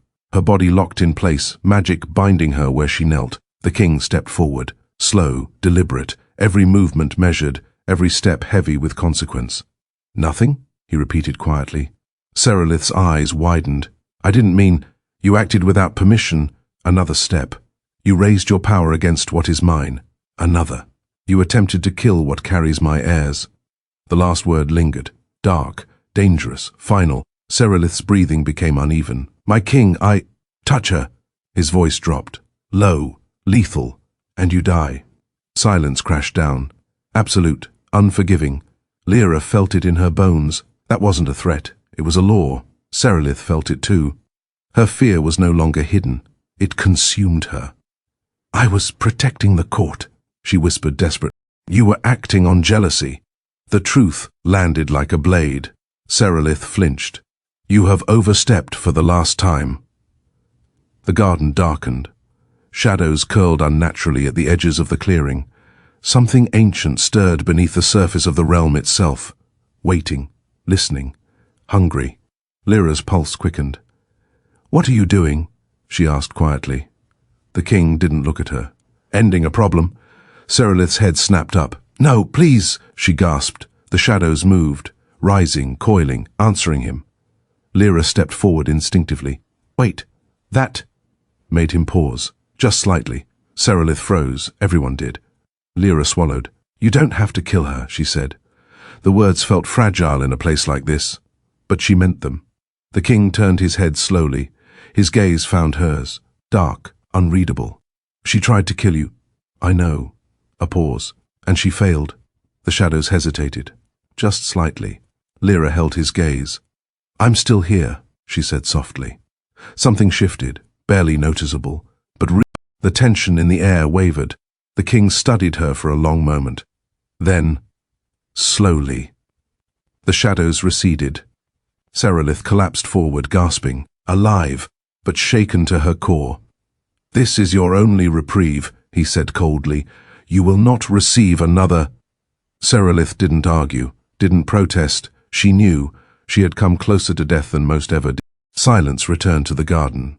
But it wasn't the same. Lyra exhaled slowly, her heart still racing. That was intense, she muttered. The king turned fully toward her now. You should not have intervened. Probably not. A pause. But I did. He studied her. Carefully. You showed mercy to someone who would not show it to you. Lyra shrugged faintly. Maybe. Her hand rested lightly over her abdomen again. Or maybe I just didn't want your heirs to start their lives surrounded by death. That caught him off guard. Just slightly. To her. You think that changes anything? No, she said honestly. A beat. But maybe it changes something. Silence stretched between them again. But this time, it was heavier, more aware, more real. You protected me, she said quietly. I told you I would. You meant it. Yes. Lyra held his gaze. And for the first time, she believed him completely. Far beyond the Fae realm, Kael crossed the threshold. The forbidden forest closed behind him. And something ancient finally took note. Back in the garden, the danger had passed, but something else had taken its place. Not fear, not tension, something slower, something deeper, and far more dangerous than either of them were ready to admit. The garden had not forgotten. Magic still lingered in the air, thick, charged, alive with everything that had just happened. Lyra could still feel it in her veins, the fear, the power, and something else, something far more dangerous. You shouldn't have stopped me. His voice was quieter now, but no less intense. Lyra turned to face him fully. And you shouldn't be so quick to kill, she replied, a faint narrowing of his eyes. You think that was quick? She hesitated. No, because it hadn't been. It had been controlled, deliberate, worse than rage. They stood too close, closer than before, and neither of them moved away. The space between them felt fragile, like something waiting to break or ignite. She would have killed you. I know, and you still chose to protect her. Lyra exhaled slowly. I didn't protect her, she said. I stopped you. A pause. Why? The question was simple, but heavy. Lyra searched for the answer. I don't want to become something cruel just because I've been hurt, she said finally. Silence. The kind that settles deep. The kind that means something. His gaze didn't leave hers. You already are something dangerous, he said. Lyra swallowed. Dangerous doesn't have to mean heartless. Another pause. Then, you are not what I expected. Her breath caught slightly. Good or bad? His eyes darkened faintly. I have not decided. That should have irritated her. But it didn't. Not when he was looking at her like that. Like she was something he couldn't quite figure out. And didn't want to. The air shifted again. Subtle, but different. The magic between them stirred, drawn, responding. Lyra felt it first. That pull. Low, warm, unsettling. Her heartbeat quickened. They're reacting again. she whispered. They are not the only ones. Her eyes lifted to his, too fast, too aware. What does that mean? She asked softly. He didn't answer, not with words. He stepped closer. This time, there was no space left. Lyra's breath caught. She should move, she knew she should, but she... His hand lifted slowly, not rushed, not forceful, just certain. His fingers brushed lightly along her jaw, tilting her face up just enough. The touch was gentle, but it sent a sharp electric feeling through her entire body. You are trembling, he said quietly. I'm not afraid, she whispered. I know. That made her breath hit. The world around them seemed to fade. The garden, the court, the danger, all of it, distant, irrelevant. There was only this moment, this closeness, this tension that had been building since the moment they met. You should step back, Lyra said softly. You should ask me to... Her lips parted slightly, but no words came. He closed the distance and kissed. The connection between them flared, not just physical, something deeper, something tied to the bond, to the power, to the life growing inside her. It pulsed in sync with them, bright, alive, watching. He pulled back first, barely, just enough. Their foreheads nearly touching, her breathing uneven, his steady, but heavier than before. You feel it, he said quietly. It wasn't a question. Lyra nodded faintly. Yes. Her voice was soft, unsteady. It's not just me, is it? No. A pause. It is us. Her heart skipped. She should have stepped away, created distance, regained control. Instead, her hand lifted to his chest, resting there, feeling the steady strength beneath her palm. You said you don't act on emotion, she whispered. I do not. Her lips curved faintly. Then what was that? For the first time. He didn't answer immediately. His gaze held hers. Intense, focused, unreadable. Then, that was a choice. Her breath caught again. This time, she kissed him. Not because of the bond, not because of the magic, but because she wanted to. It was slower, softer, but no less intense. And when he responded, it wasn't restrained anymore. The world disappeared completely this time. No court, no war, no past, just heat and breath. And the dangerous realization that this, whatever this was no longer something either of them could ignore. When they finally broke apart, Lyra leaned back slightly, her chest rising and falling. That was a mistake, she said softly, but there was no conviction in it. No, he said. Her eyes met his. Then what was it? A pause. Then the beginning of something neither of us can control. Far beyond the garden, something dark stirred, watching, waiting. And in the forest, Kael was no longer alone. Back in the garden, Lyra didn't step away, and neither did he. The kiss should not have happened. That was the first thought Lyra had when she woke. The second was that she couldn't forget it. She stood once more on the same balcony from nights before, the cold air brushing against her heated skin, as if trying and failing to ground her. Everything felt different, too sharp, too alive. Her fingers pressed lightly against her lips. She could still feel him. That terrified her more than anything else. You are avoiding me, his voice came from behind her, low, calm, unavoidable. Lyra closed her eyes briefly. Am I? She asked. Yes. She turned slowly, and there he was, as composed as ever, as if nothing had changed, as if he hadn't just unraveled something inside her the night before. That's convenient, she said, because I'm trying to figure out if I regret it. A flicker passed through his expression. Gone too quickly to name. You do not. Her jaw tightened slightly. You don't get to decide that. No, he said, a pause. But I can observe. Lyra crossed her arms. And what do you observe? He stepped closer, not touching her. Not yet. That you are not afraid of what happened. Her pulse quickened. That doesn't mean it was a good idea. No, he agreed, another step. But it means it was real, that word again, real. It settled somewhere deep, too deep. Lyra looked away first this time, because if she didn't, she might close that distance again, and she wasn't ready for what that would mean. "I don't even know your name." The words slipped out before she could stop them. Silence followed, heavy, different. When she looked back, something had changed, subtly, but unmistakably. "You have never asked." Lyra frowned. "I didn't think you'd answer. I would not have." That didn't surprise her. "But now?" she pressed. A long pause, the kind that felt like standing at the edge of something buried, something dangerous. "I had a name," he said at last. Lyra blinked. Had. Past tense. And now? His gaze darkened. "Now it is not spoken." "That's not how names work," she said quietly. "For you," he corrected. A faint chill ran down her spine. "For me, a name is not just identity." Another step closer.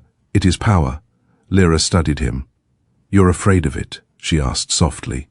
His eyes met hers. "I am not afraid of anything, a beat, but I will not give my enemies a weapon. That was honest."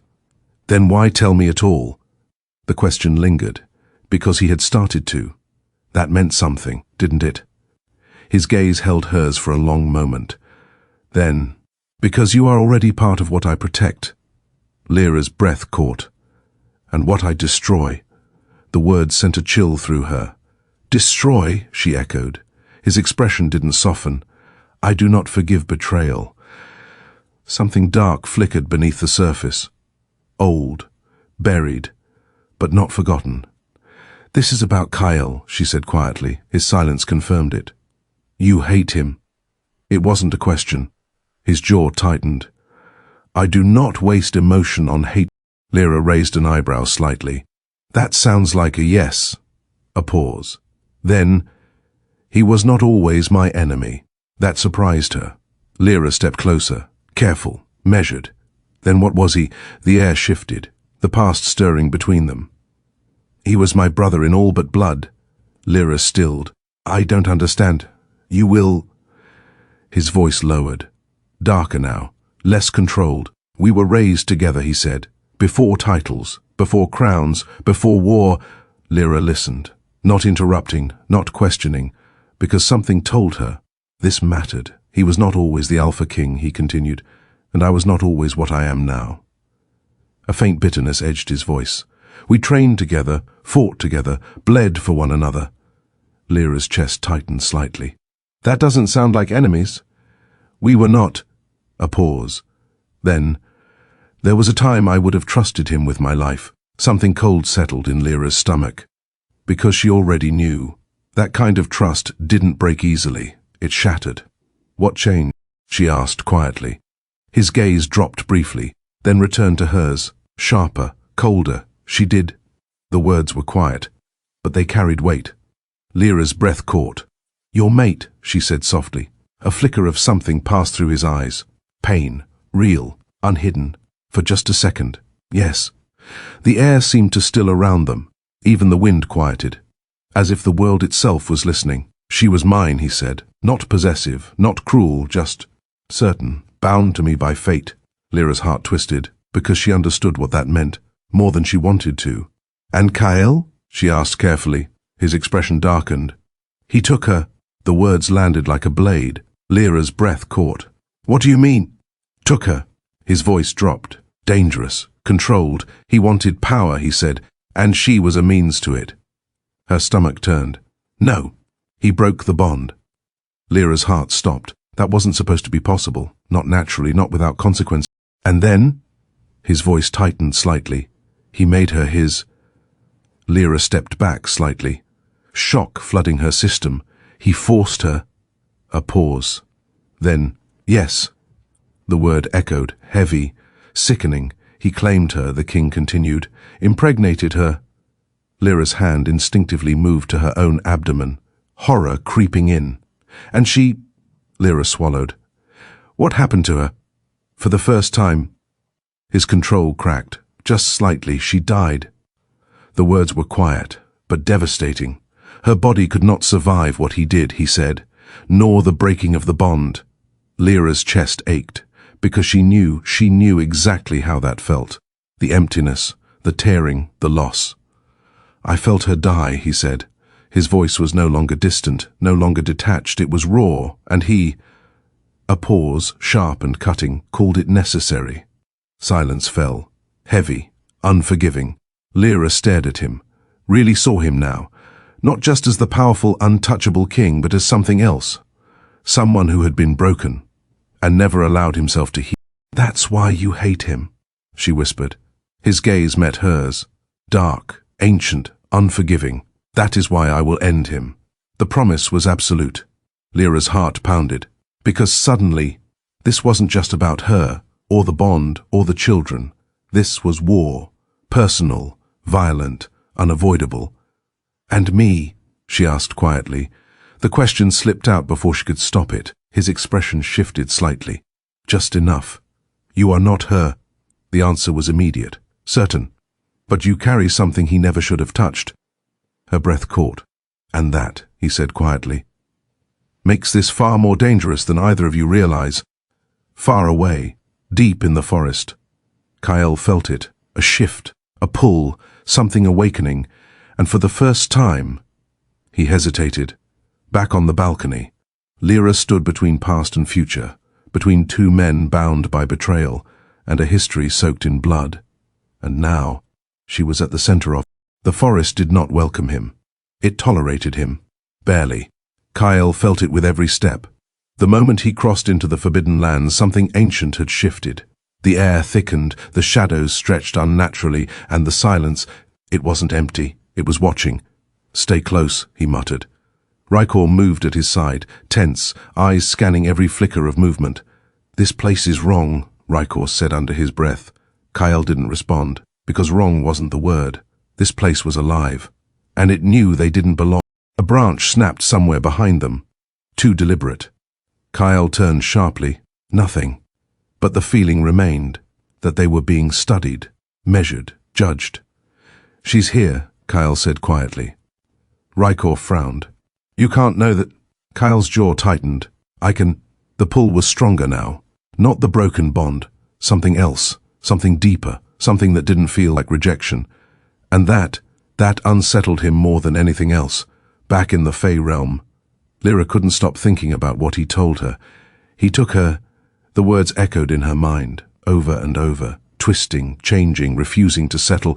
It didn't feel right, not entirely. Not because she thought the Fae King was lying, but because something about it felt incomplete. "You're troubled." Lyra didn't turn. She recognized the voice now. "Do you ever get tired of appearing out of nowhere?" she asked. Kaelion stepped beside her, glancing out over the endless shifting horizon. "Never," he said lightly. "It keeps life interesting." Lyra sighed softly. "I'm not in the mood for your usual commentary." "That's unfortunate," he replied, "because I have some." She finally looked at him. "And what is that?" His expression shifted, subtle, less playful, more knowing. "You're starting to question him." Lyra stiffened. "I didn't say that. You didn't have to." He tilted his head slightly. "You wear your thoughts very loudly." She looked away again. "That story," she said slowly. "About Kael," Kaelion hummed softly. "Yes. A tragic tale, betrayal, loss, revenge. Very on brand for this court." Lyra frowned. "You don't believe it?" That made him pause. "Not long, but enough." "I believe it is his truth," Kaelion said carefully. Lyra's chest tightened. "That's not the same thing." "No," he agreed. "It isn't." Silence stretched between them, heavy, uncomfortable. "So what's missing?" Lyra asked. Kaelion glanced at her. "You're asking the wrong question." Her brows furrowed. "Then what's the right one?" He smiled faintly. "What if the story didn't happen the way either of them remembers it?" That sent a chill down her spine. "You think they're both lying?" she asked. "No," he said. "I think they're both telling the truth." Lyra blinked. "That doesn't make sense." "It rarely does," he said. "Not when power, love, and betrayal are involved." Her heart pounded, because suddenly everything felt uncertain. "Then what really happened?" she pressed. Kaelion's gaze drifted toward the distance, far beyond the court, beyond the realm itself. "There was a time," he said slowly, "when the Fae King had a name." Lyra stilled. He continued. And a heart. That part I find hard to believe, she muttered. Kaelion chuckled softly. You shouldn't. A pause. Because you're starting to see it. Lyra didn't respond. Because she was. And that scared her more than anything else. He loved her, Kaelion said. His mate. Lyra nodded slightly. That part I understand. Do you? Kaelion asked quietly. Her gaze snapped to him. Because love like that, he continued, doesn't just break a beat. It transforms. Lyra swallowed. Into what? His eyes met hers. Obsession. The word lingered. Dark, unsettling, too real. And Kael? She asked. Kaelion's expression shifted again. Harder now. More serious. He wasn't always the villain in that story. Lyra's breath caught. There was a war coming, Kaelion said. Even back then, power was shifting. Alliances were fragile. Lyra listened carefully. Every word mattered now. The woman in the middle of it all, he continued. She wasn't weak. That surprised her. She chose? Lyra asked. Kaelion didn't answer immediately. She made a decision, he said at last. That's not the same thing, Lyra pressed. No, he agreed, it isn't. Frustration flickered through her. You're not telling me everything. Of course not, he said lightly. Where's the fun in that? Lyra glared at him. This isn't a game. No, he said softly. It's much worse. The wind shifted, carrying something distant, something dangerous, far in the forest. A roar echoed. Deep, ancient, not wolf, not Fae, something else. Kael froze. Rykor stepped back slightly. What was that? Kael's eyes narrowed. Not something we should ignore. The ground trembled faintly beneath their feet, and then it emerged, massive, twisted, made of shadow and bone and something far older than either of them. Its eyes burned with an unnatural light, locked onto Kael. You don't belong here, the creature growled. Its voice wasn't sound, it was pressure, inside his skull. Kael didn't move, didn't flinch. I'm not here for you. The creature tilted its head. You are here because of her, Kael's chest tightened. She is not yours anymore. The words hit harder than any physical blow. Kael's gaze darkened. She was never meant to be taken. The creature let out something between a laugh and a snarl. Nothing is ever taken without reason. Back in the Fae realm. Lyra felt it. Suddenly. Violent. The pulses inside her surged. Clashing. Fighting. Reacting. She gasped, doubling over slightly. Something's wrong. Kaelion's expression sharpened instantly. He's getting closer, he said. Lyra's heart pounded. Kael? The name felt different now. Heavier, more complicated. Not just the man who rejected her. Not just the Alpha King. But someone tied to a past she didn't fully understand. And a truth that was beginning to unravel. Kaelion looked at her carefully. You're standing in the middle of a story that has never truly ended, he said. Lyra swallowed. Then maybe it's time it does. Far away, Kael drew his weapon. The creature smiled. And the past finally began to catch up with the present. The moment Lyra felt Kael, everything shattered.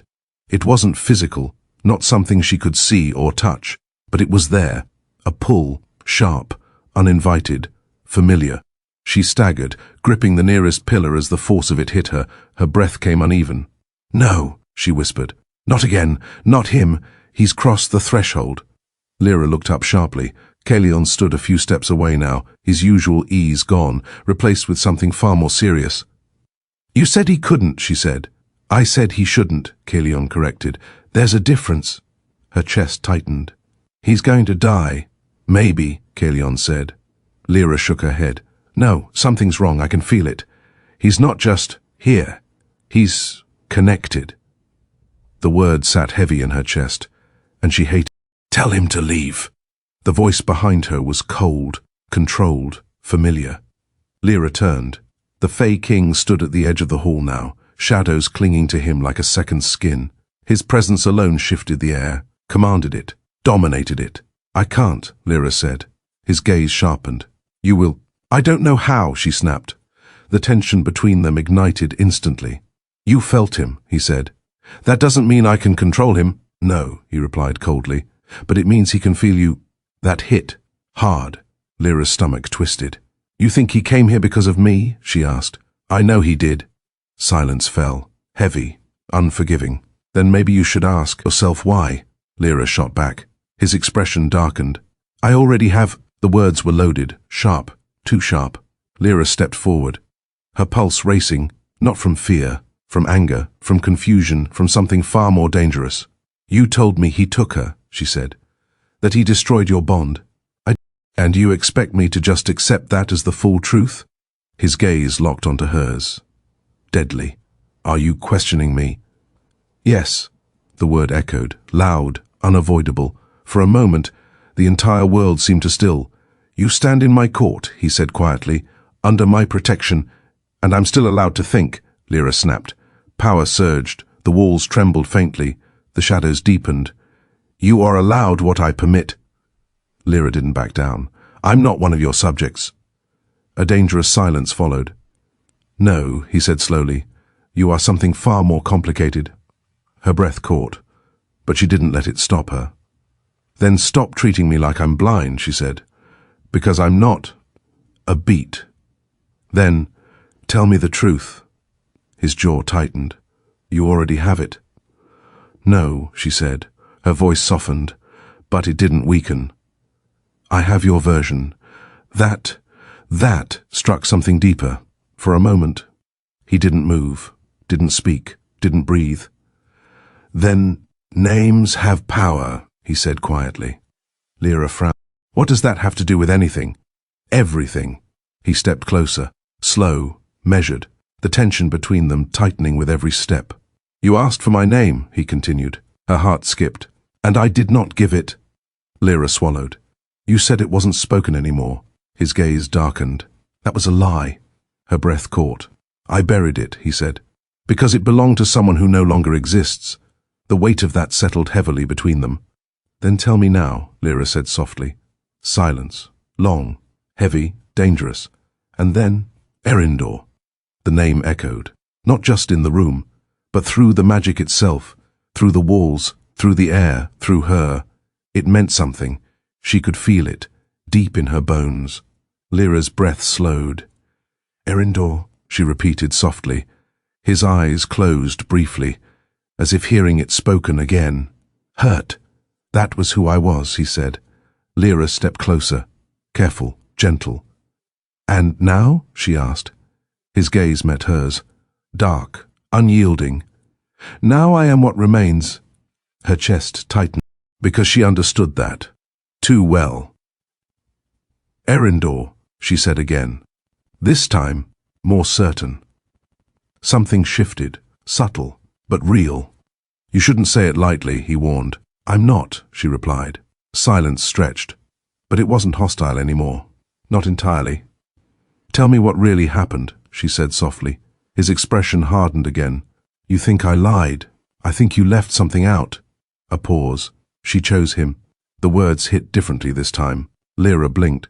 That's not what you said before. No, he admitted. Her heart pounded. Why? His gaze dropped briefly, then returned. Because it changes nothing. It changes everything, Lyra said. A beat. She chose him, she repeated. Not you. Something dark flickered in his eyes. She chose power, he corrected. Lyra shook her head. You don't know that. I watched her walk away. The words were quiet, but they cut deeper than anything else he had said. I felt the bond break, he continued, not because it was stolen. A pause. But because she let it go. Lyra's chest tightened. And you never asked why? She whispered. That landed. For the first time, he didn't have an answer. The silence that followed was different, not angry, not sharp, uncertain. She died anyway, he said finally. Lyra nodded slowly. I know. A pause.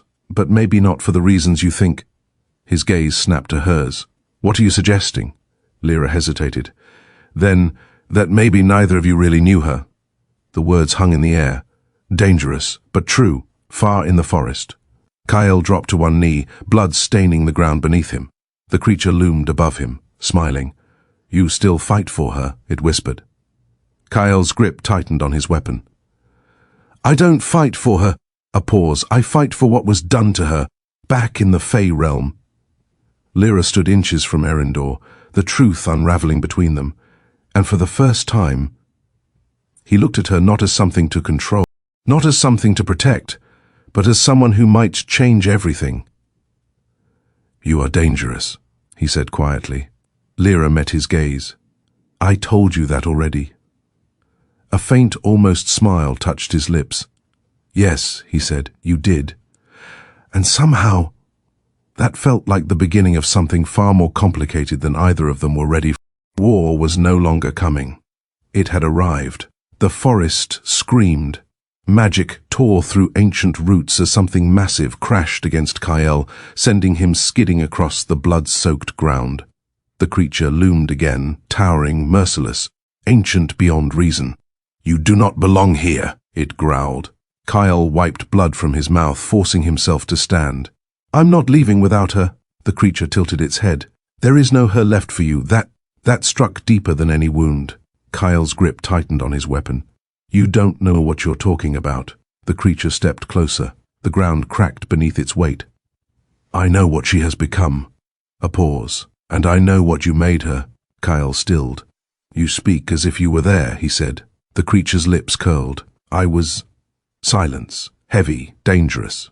You want truth, Alpha? It continued. Kael's eyes darkened. I already know the truth. The creature laughed, low, mocking. No, it said war was no longer coming. It had arrived. The forest screamed. Magic tore through ancient roots as something massive crashed against Kael, sending him skidding across the blood-soaked ground. The creature loomed again, towering, merciless, ancient beyond reason. You do not belong here, it growled. Kael wiped blood from his mouth, forcing himself to stand. I'm not leaving without her. The creature tilted its head. There is no her left for you. That struck deeper than any wound. Kael's grip tightened on his weapon. You don't know what you're talking about. The creature stepped closer. The ground cracked beneath its weight. I know what she has become. A pause. And I know what you made her. Kael stilled. You speak as if you were there, he said. The creature's lips curled. I was... Silence. Heavy. Dangerous. You want truth, Alpha? It continued. Kael's eyes darkened. I already know the truth. The creature laughed, low, mocking. No, it said. You know the version that lets you sleep at night. Kael didn't move, didn't breathe, because something deep inside him knew that might be true. Then say it, Kael growled. Say what you think I did. The creature leaned closer. Its voice dropped, soft, deadly. You didn't steal her. Kael's chest tightened. She came to you. His breath caught. She chose you. The words echoed, too familiar, too dangerous. And you let her. Kael's jaw clenched. I loved her. The creature's expression twisted. No, it said. You wanted what she could give you. Power, strength, air. The accusation burned. You think I forced her? Kael snapped. I know you didn't stop her. That hit. Harder than anything else. Kael staggered slightly. She was dying, he said. The words came out rough, uneven. The creature stilled. She came to me already breaking, Kael continued. The bond with him, it was tearing her apart. Back in the Fae realm, Lyra felt it. A shift, a crack in the truth. What is happening? She whispered. Erindor's expression sharpened instantly. He's fighting something ancient, he said. Her heart pounded. No, she shook her head. It's more than that. She stepped back slightly, clutching her head.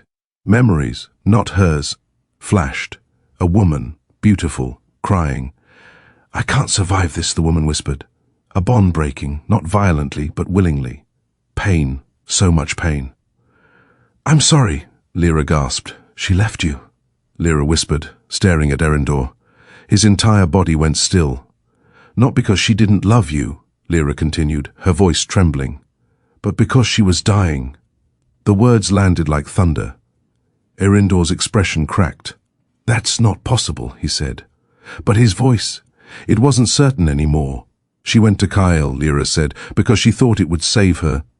Silence. Deadly. Unforgiving. And it didn't, Lyra whispered. Erindor's hands curled into fists. "No," he said, but doubt had already taken root. Far in the forest. Kael dropped to his knees. "She begged me," he said hoarsely. "She said the bond with him was killing her." The creature watched him closely now. "And you believed her. I had no reason not to." The roar echoed through the trees. "I tried to save her," Kael said. "I gave her what she asked for. I gave her a chance to live." A pause. "She carried my child because she chose to." Silence. "And she still died." The truth settled, heavy, final. The creature stepped back slightly. "Then you understand," it said quietly. Kael looked up. "You both destroyed her. Back in the Fae realm." Lyra felt tears sting her eyes. "It wasn't betrayal," she whispered. Erindor didn't move. It was desperation. His breathing slowed, heavy, controlled. "She didn't choose power," Lyra said softly. "She chose survival." A long pause. "And she lost anyway." The truth cut through everything, the hatred, the war, the years of pain, all of it, built on something broken. Erindor closed his eyes. For the first time, not in control, not untouchable, just human. "I felt her leave me," he said quietly. Lyra stepped closer. "I know." His voice cracked, barely, "and I hated him for it." Lyra's chest tightened. "And now?" she asked softly.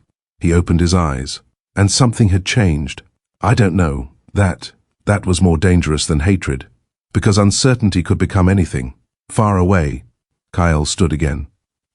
"So what now?" he asked. The creature studied him. "Now," it said, "you face what you've both become." The forest trembled. War was no longer about revenge. It was about truth. And truth was far more dangerous. Back in the Fae realm, Lyra stood between two broken kings, and for the first time, she understood. This wasn't her war, but she was the only one who could end it. Her hand rested over her abdomen, the two pulses no longer clashing, balancing, waiting. The world held its breath. The sky above the court of thorns darkened, shadows swallowing the violet glow until nothing remained but a heavy, endless dusk. Something was coming. No. Someone. Lyra stood at the center of the great hall, unmoving, waiting. Her hand rested over her abdomen, her breathing steady despite the storm gathering around her. She could feel them, both of them. Not just the lives growing inside her, but the two forces pulling the world toward ruin, toward each other. "He's here." The voice beside her was quiet, controlled, but no longer untouched. Erindor stood at her side, not in front of her, not shielding her, beside her, for once. Lyra didn't look at him. "I know." The doors of the court trembled. Magic crackled along their edges. Then they exploded inward. Power crashed into the hall like a tidal wave. Wild, raw, familiar. Kael stepped through the Razrushani, his presence cutting through the Fae court like a blade. Behind him, wolves, warriors, bloody, unyielding. The Fae answered instantly. Shadows rose, weapons formed, magic sharpened, but Lyra moved first. "Stop!" the word rang out. Not loud, but absolute, something in it, something ancient. Commanded the room. Everything froze, not out of fear, but recognition. Lyra stepped forward, between them, between war and ruin. Kael's eyes found her instantly, and for the first time, he faltered. Lyra. Her name sounded different on his lips now. Not ownership, not dismissal, something else, something heavier. "You shouldn't be here," he said. A faint, almost bitter smile touched her lips. "Funny," she said. "I was told the same thing when you threw me away." The words struck, clean, precise. Kael flinched, barely, but enough. "I didn't—" "Don't," she cut him off. Her voice wasn't angry. That would have been easier. It was calm. "I know why you did it." Silence fell. "And I know what you thought you were protecting," she continued. Kael's jaw tightened. "You think this changes anything?" he asked. Lyra stepped closer. "No," she said. "A beat. It explains everything." Behind her, Erindor moved. The shadows followed him. "You dare stand in my court," he said, his voice low, dangerous, ancient. Kael's gaze snapped to him. I should have killed you years ago. And yet, Erendor replied coldly, you failed. The tension snapped tight. Magic surged. The ground trembled. Enough! Lyra's voice cut through them both. She turned, facing them, not as something caught between them, but as something above the conflict. You both lost her, she said. Silence. You both failed her. The truth burned. Kael's expression darkened. Erendor's hands clenched. And now you're about to destroy everything she died trying to protect. That landed. What are you talking about? Kael demanded. Lyra's gaze softened slightly, not with weakness, with understanding. She wasn't choosing power, Lyra said. She was trying to survive. Kael froze. Erendor didn't move. The bond was killing her, Lyra continued. And neither of you saw it. I did, Kael snapped. She came to me because she was dying, and you thought claiming her would save her. He faltered. Lyra turned to Erendor. And you thought she betrayed you. His silence said everything. You both loved her, Lyra said softly, a pause. And you both destroyed her. The truth settled, heavy, unavoidable. For the first time, neither of them argued. Lyra exhaled slowly. This war isn't about her anymore, she said, her hand pressed more firmly against her abdomen. It's about your pride. The pulses responded, strong, bright, alive, and then the power erupted. Light and shadow burst from her in a wave, not violent, but overwhelming. The entire court bent around it. Magic answered. Reality shifted. Kael staggered. Erendor stilled. Lyra's eyes glowed, not just with Fae power, not just with something ancient, but with something new, balanced. They're not divided, she said softly. The pulses inside her moved. Together. They're both. Silence fell. What are they? Kael asked hoarsely. Lyra met his gaze. Then Erendor's. An end, she said. A pause. And a beginning. The power settled slowly. The room exhaled. No more war, Lyra said. Kael's jaw tightened. You think it's that simple? No, she said. Her gaze shifted to Erendor. But it starts with a choice. Silence stretched, long, heavy. Then Erendor stepped forward. The shadows receded. His gaze met Kael's, and for the first time, there was no rage, only something far more difficult. Understanding. She deserved better, Erendor said. Kael swallowed. She did. A pause. And so does this world. The words were quiet. But they changed everything. The tension broke. Not completely, not cleanly, but enough. The war ended, not with blood, but with truth.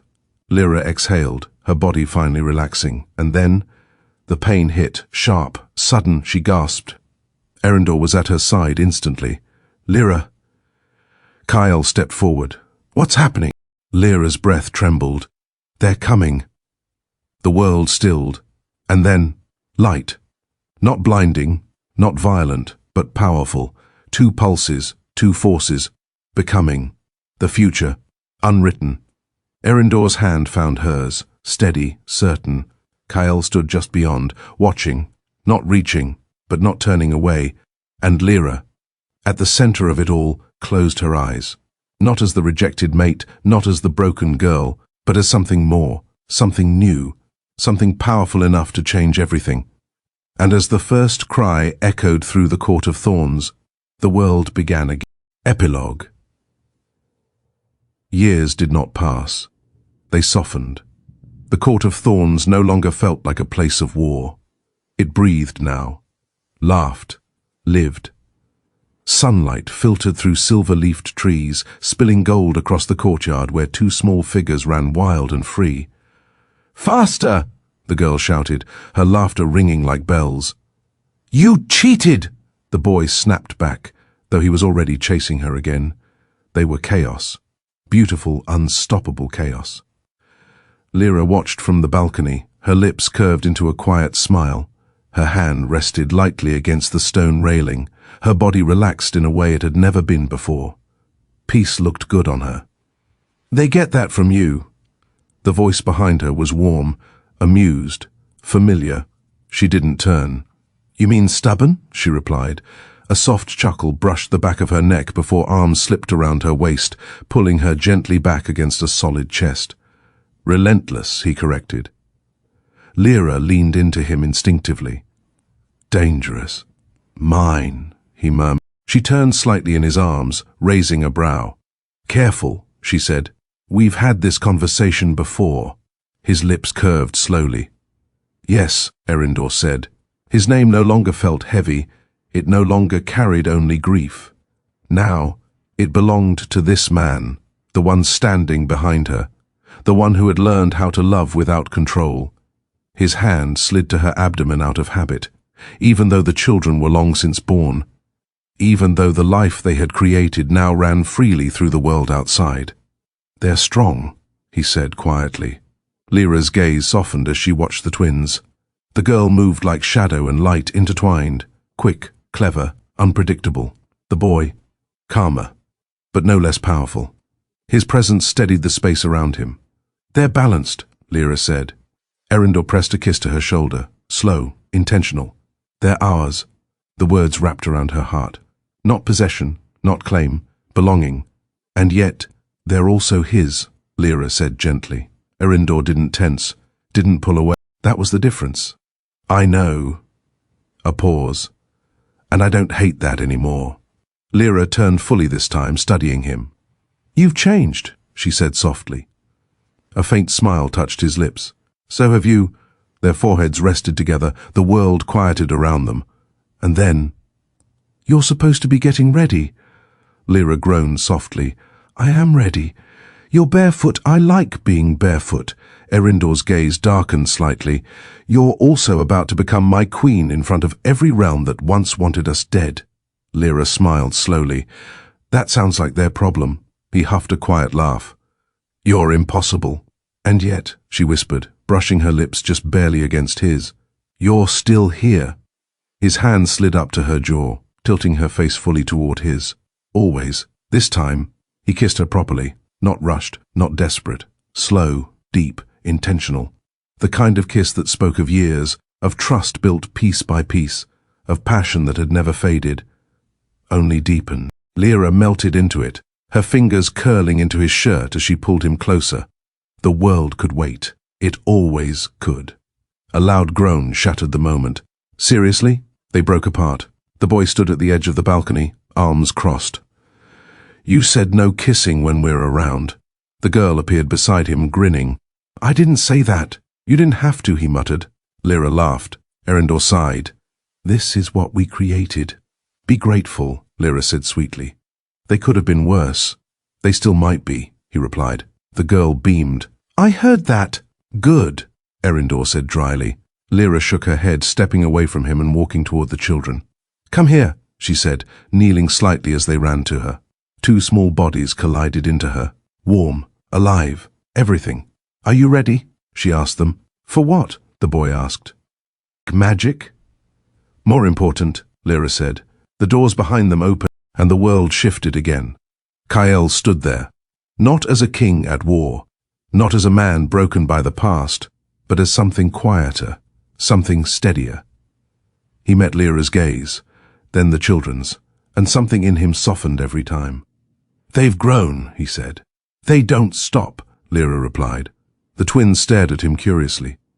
Are you coming to the ceremony? The girl asked boldly. Kael blinked slightly, then a small smile touched his lips. I wouldn't miss it. The boy studied him. You're not scary. Kael huffed softly. I've been told otherwise. Lyra met his eyes, and for the first time, there was no pain there, only acceptance, and something like peace. Thank you, she said quietly. Kael nodded once. For them, he replied. Not for forgiveness, not for the past, for the future. The ceremony began as the sun dipped low, gold and silver light weaving together across the sky. Lyra stood at the center once more, but this time, she wasn't alone. Erindor stood beside her, steady, certain, their hands intertwined. No force, no magic binding them, only choice, only love. I choose you, he said quietly. Lyra's breath caught, not because fate demands it, a pause, but because I do. Her fingers tightened in his. I choose you too, she whispered, and when their lips met, it wasn't the beginning, it wasn't the end. It was something far rarer, something earned, a love that had survived truth, pain, and time, and still chose to stay. Below them, two small voices whispered. "Do you think we'll be like them?" the girl asked. The boy considered. Stronger, he decided. She grinned. Definitely stronger. Above them, the world stood still for just a moment longer, long enough to remember that even in darkness, love could grow, wild, unbreakable, and eternal. The end, sequel, the Alpha who learned to love again. After losing his mate and watching her build a new life with the powerful Fae King, Alpha King Kael is left with a kingdom restored, but a heart still fractured. Haunted by guilt, regret, and the ghosts of a love he could not save, Kael rules with strength, but without purpose. Everything changes when a mysterious woman appears at the edge of his territory. Asher is unlike anyone he has ever encountered, powerful, unreadable, and dangerously alluring. She leaves no scent, no past, and no trace, except destruction. Entire villages vanish wherever she goes, and whispers begin to spread of a force that even ancient magic cannot explain. Drawn together by pain, power, and undeniable attraction, Kael and Asher enter a dangerous game of trust and control. But as their connection deepens into something dark and intoxicating, secrets begin to unravel. Because Asher isn't just hiding from the past, she may be the very thing that destroyed it. And Kael must face an impossible choice: hold on to the memory of the mate he lost, or risk everything for a love that could either save him or end him. You betrayed me. I had no choice. There's always a choice. I did it for us. Lies! I can't trust you.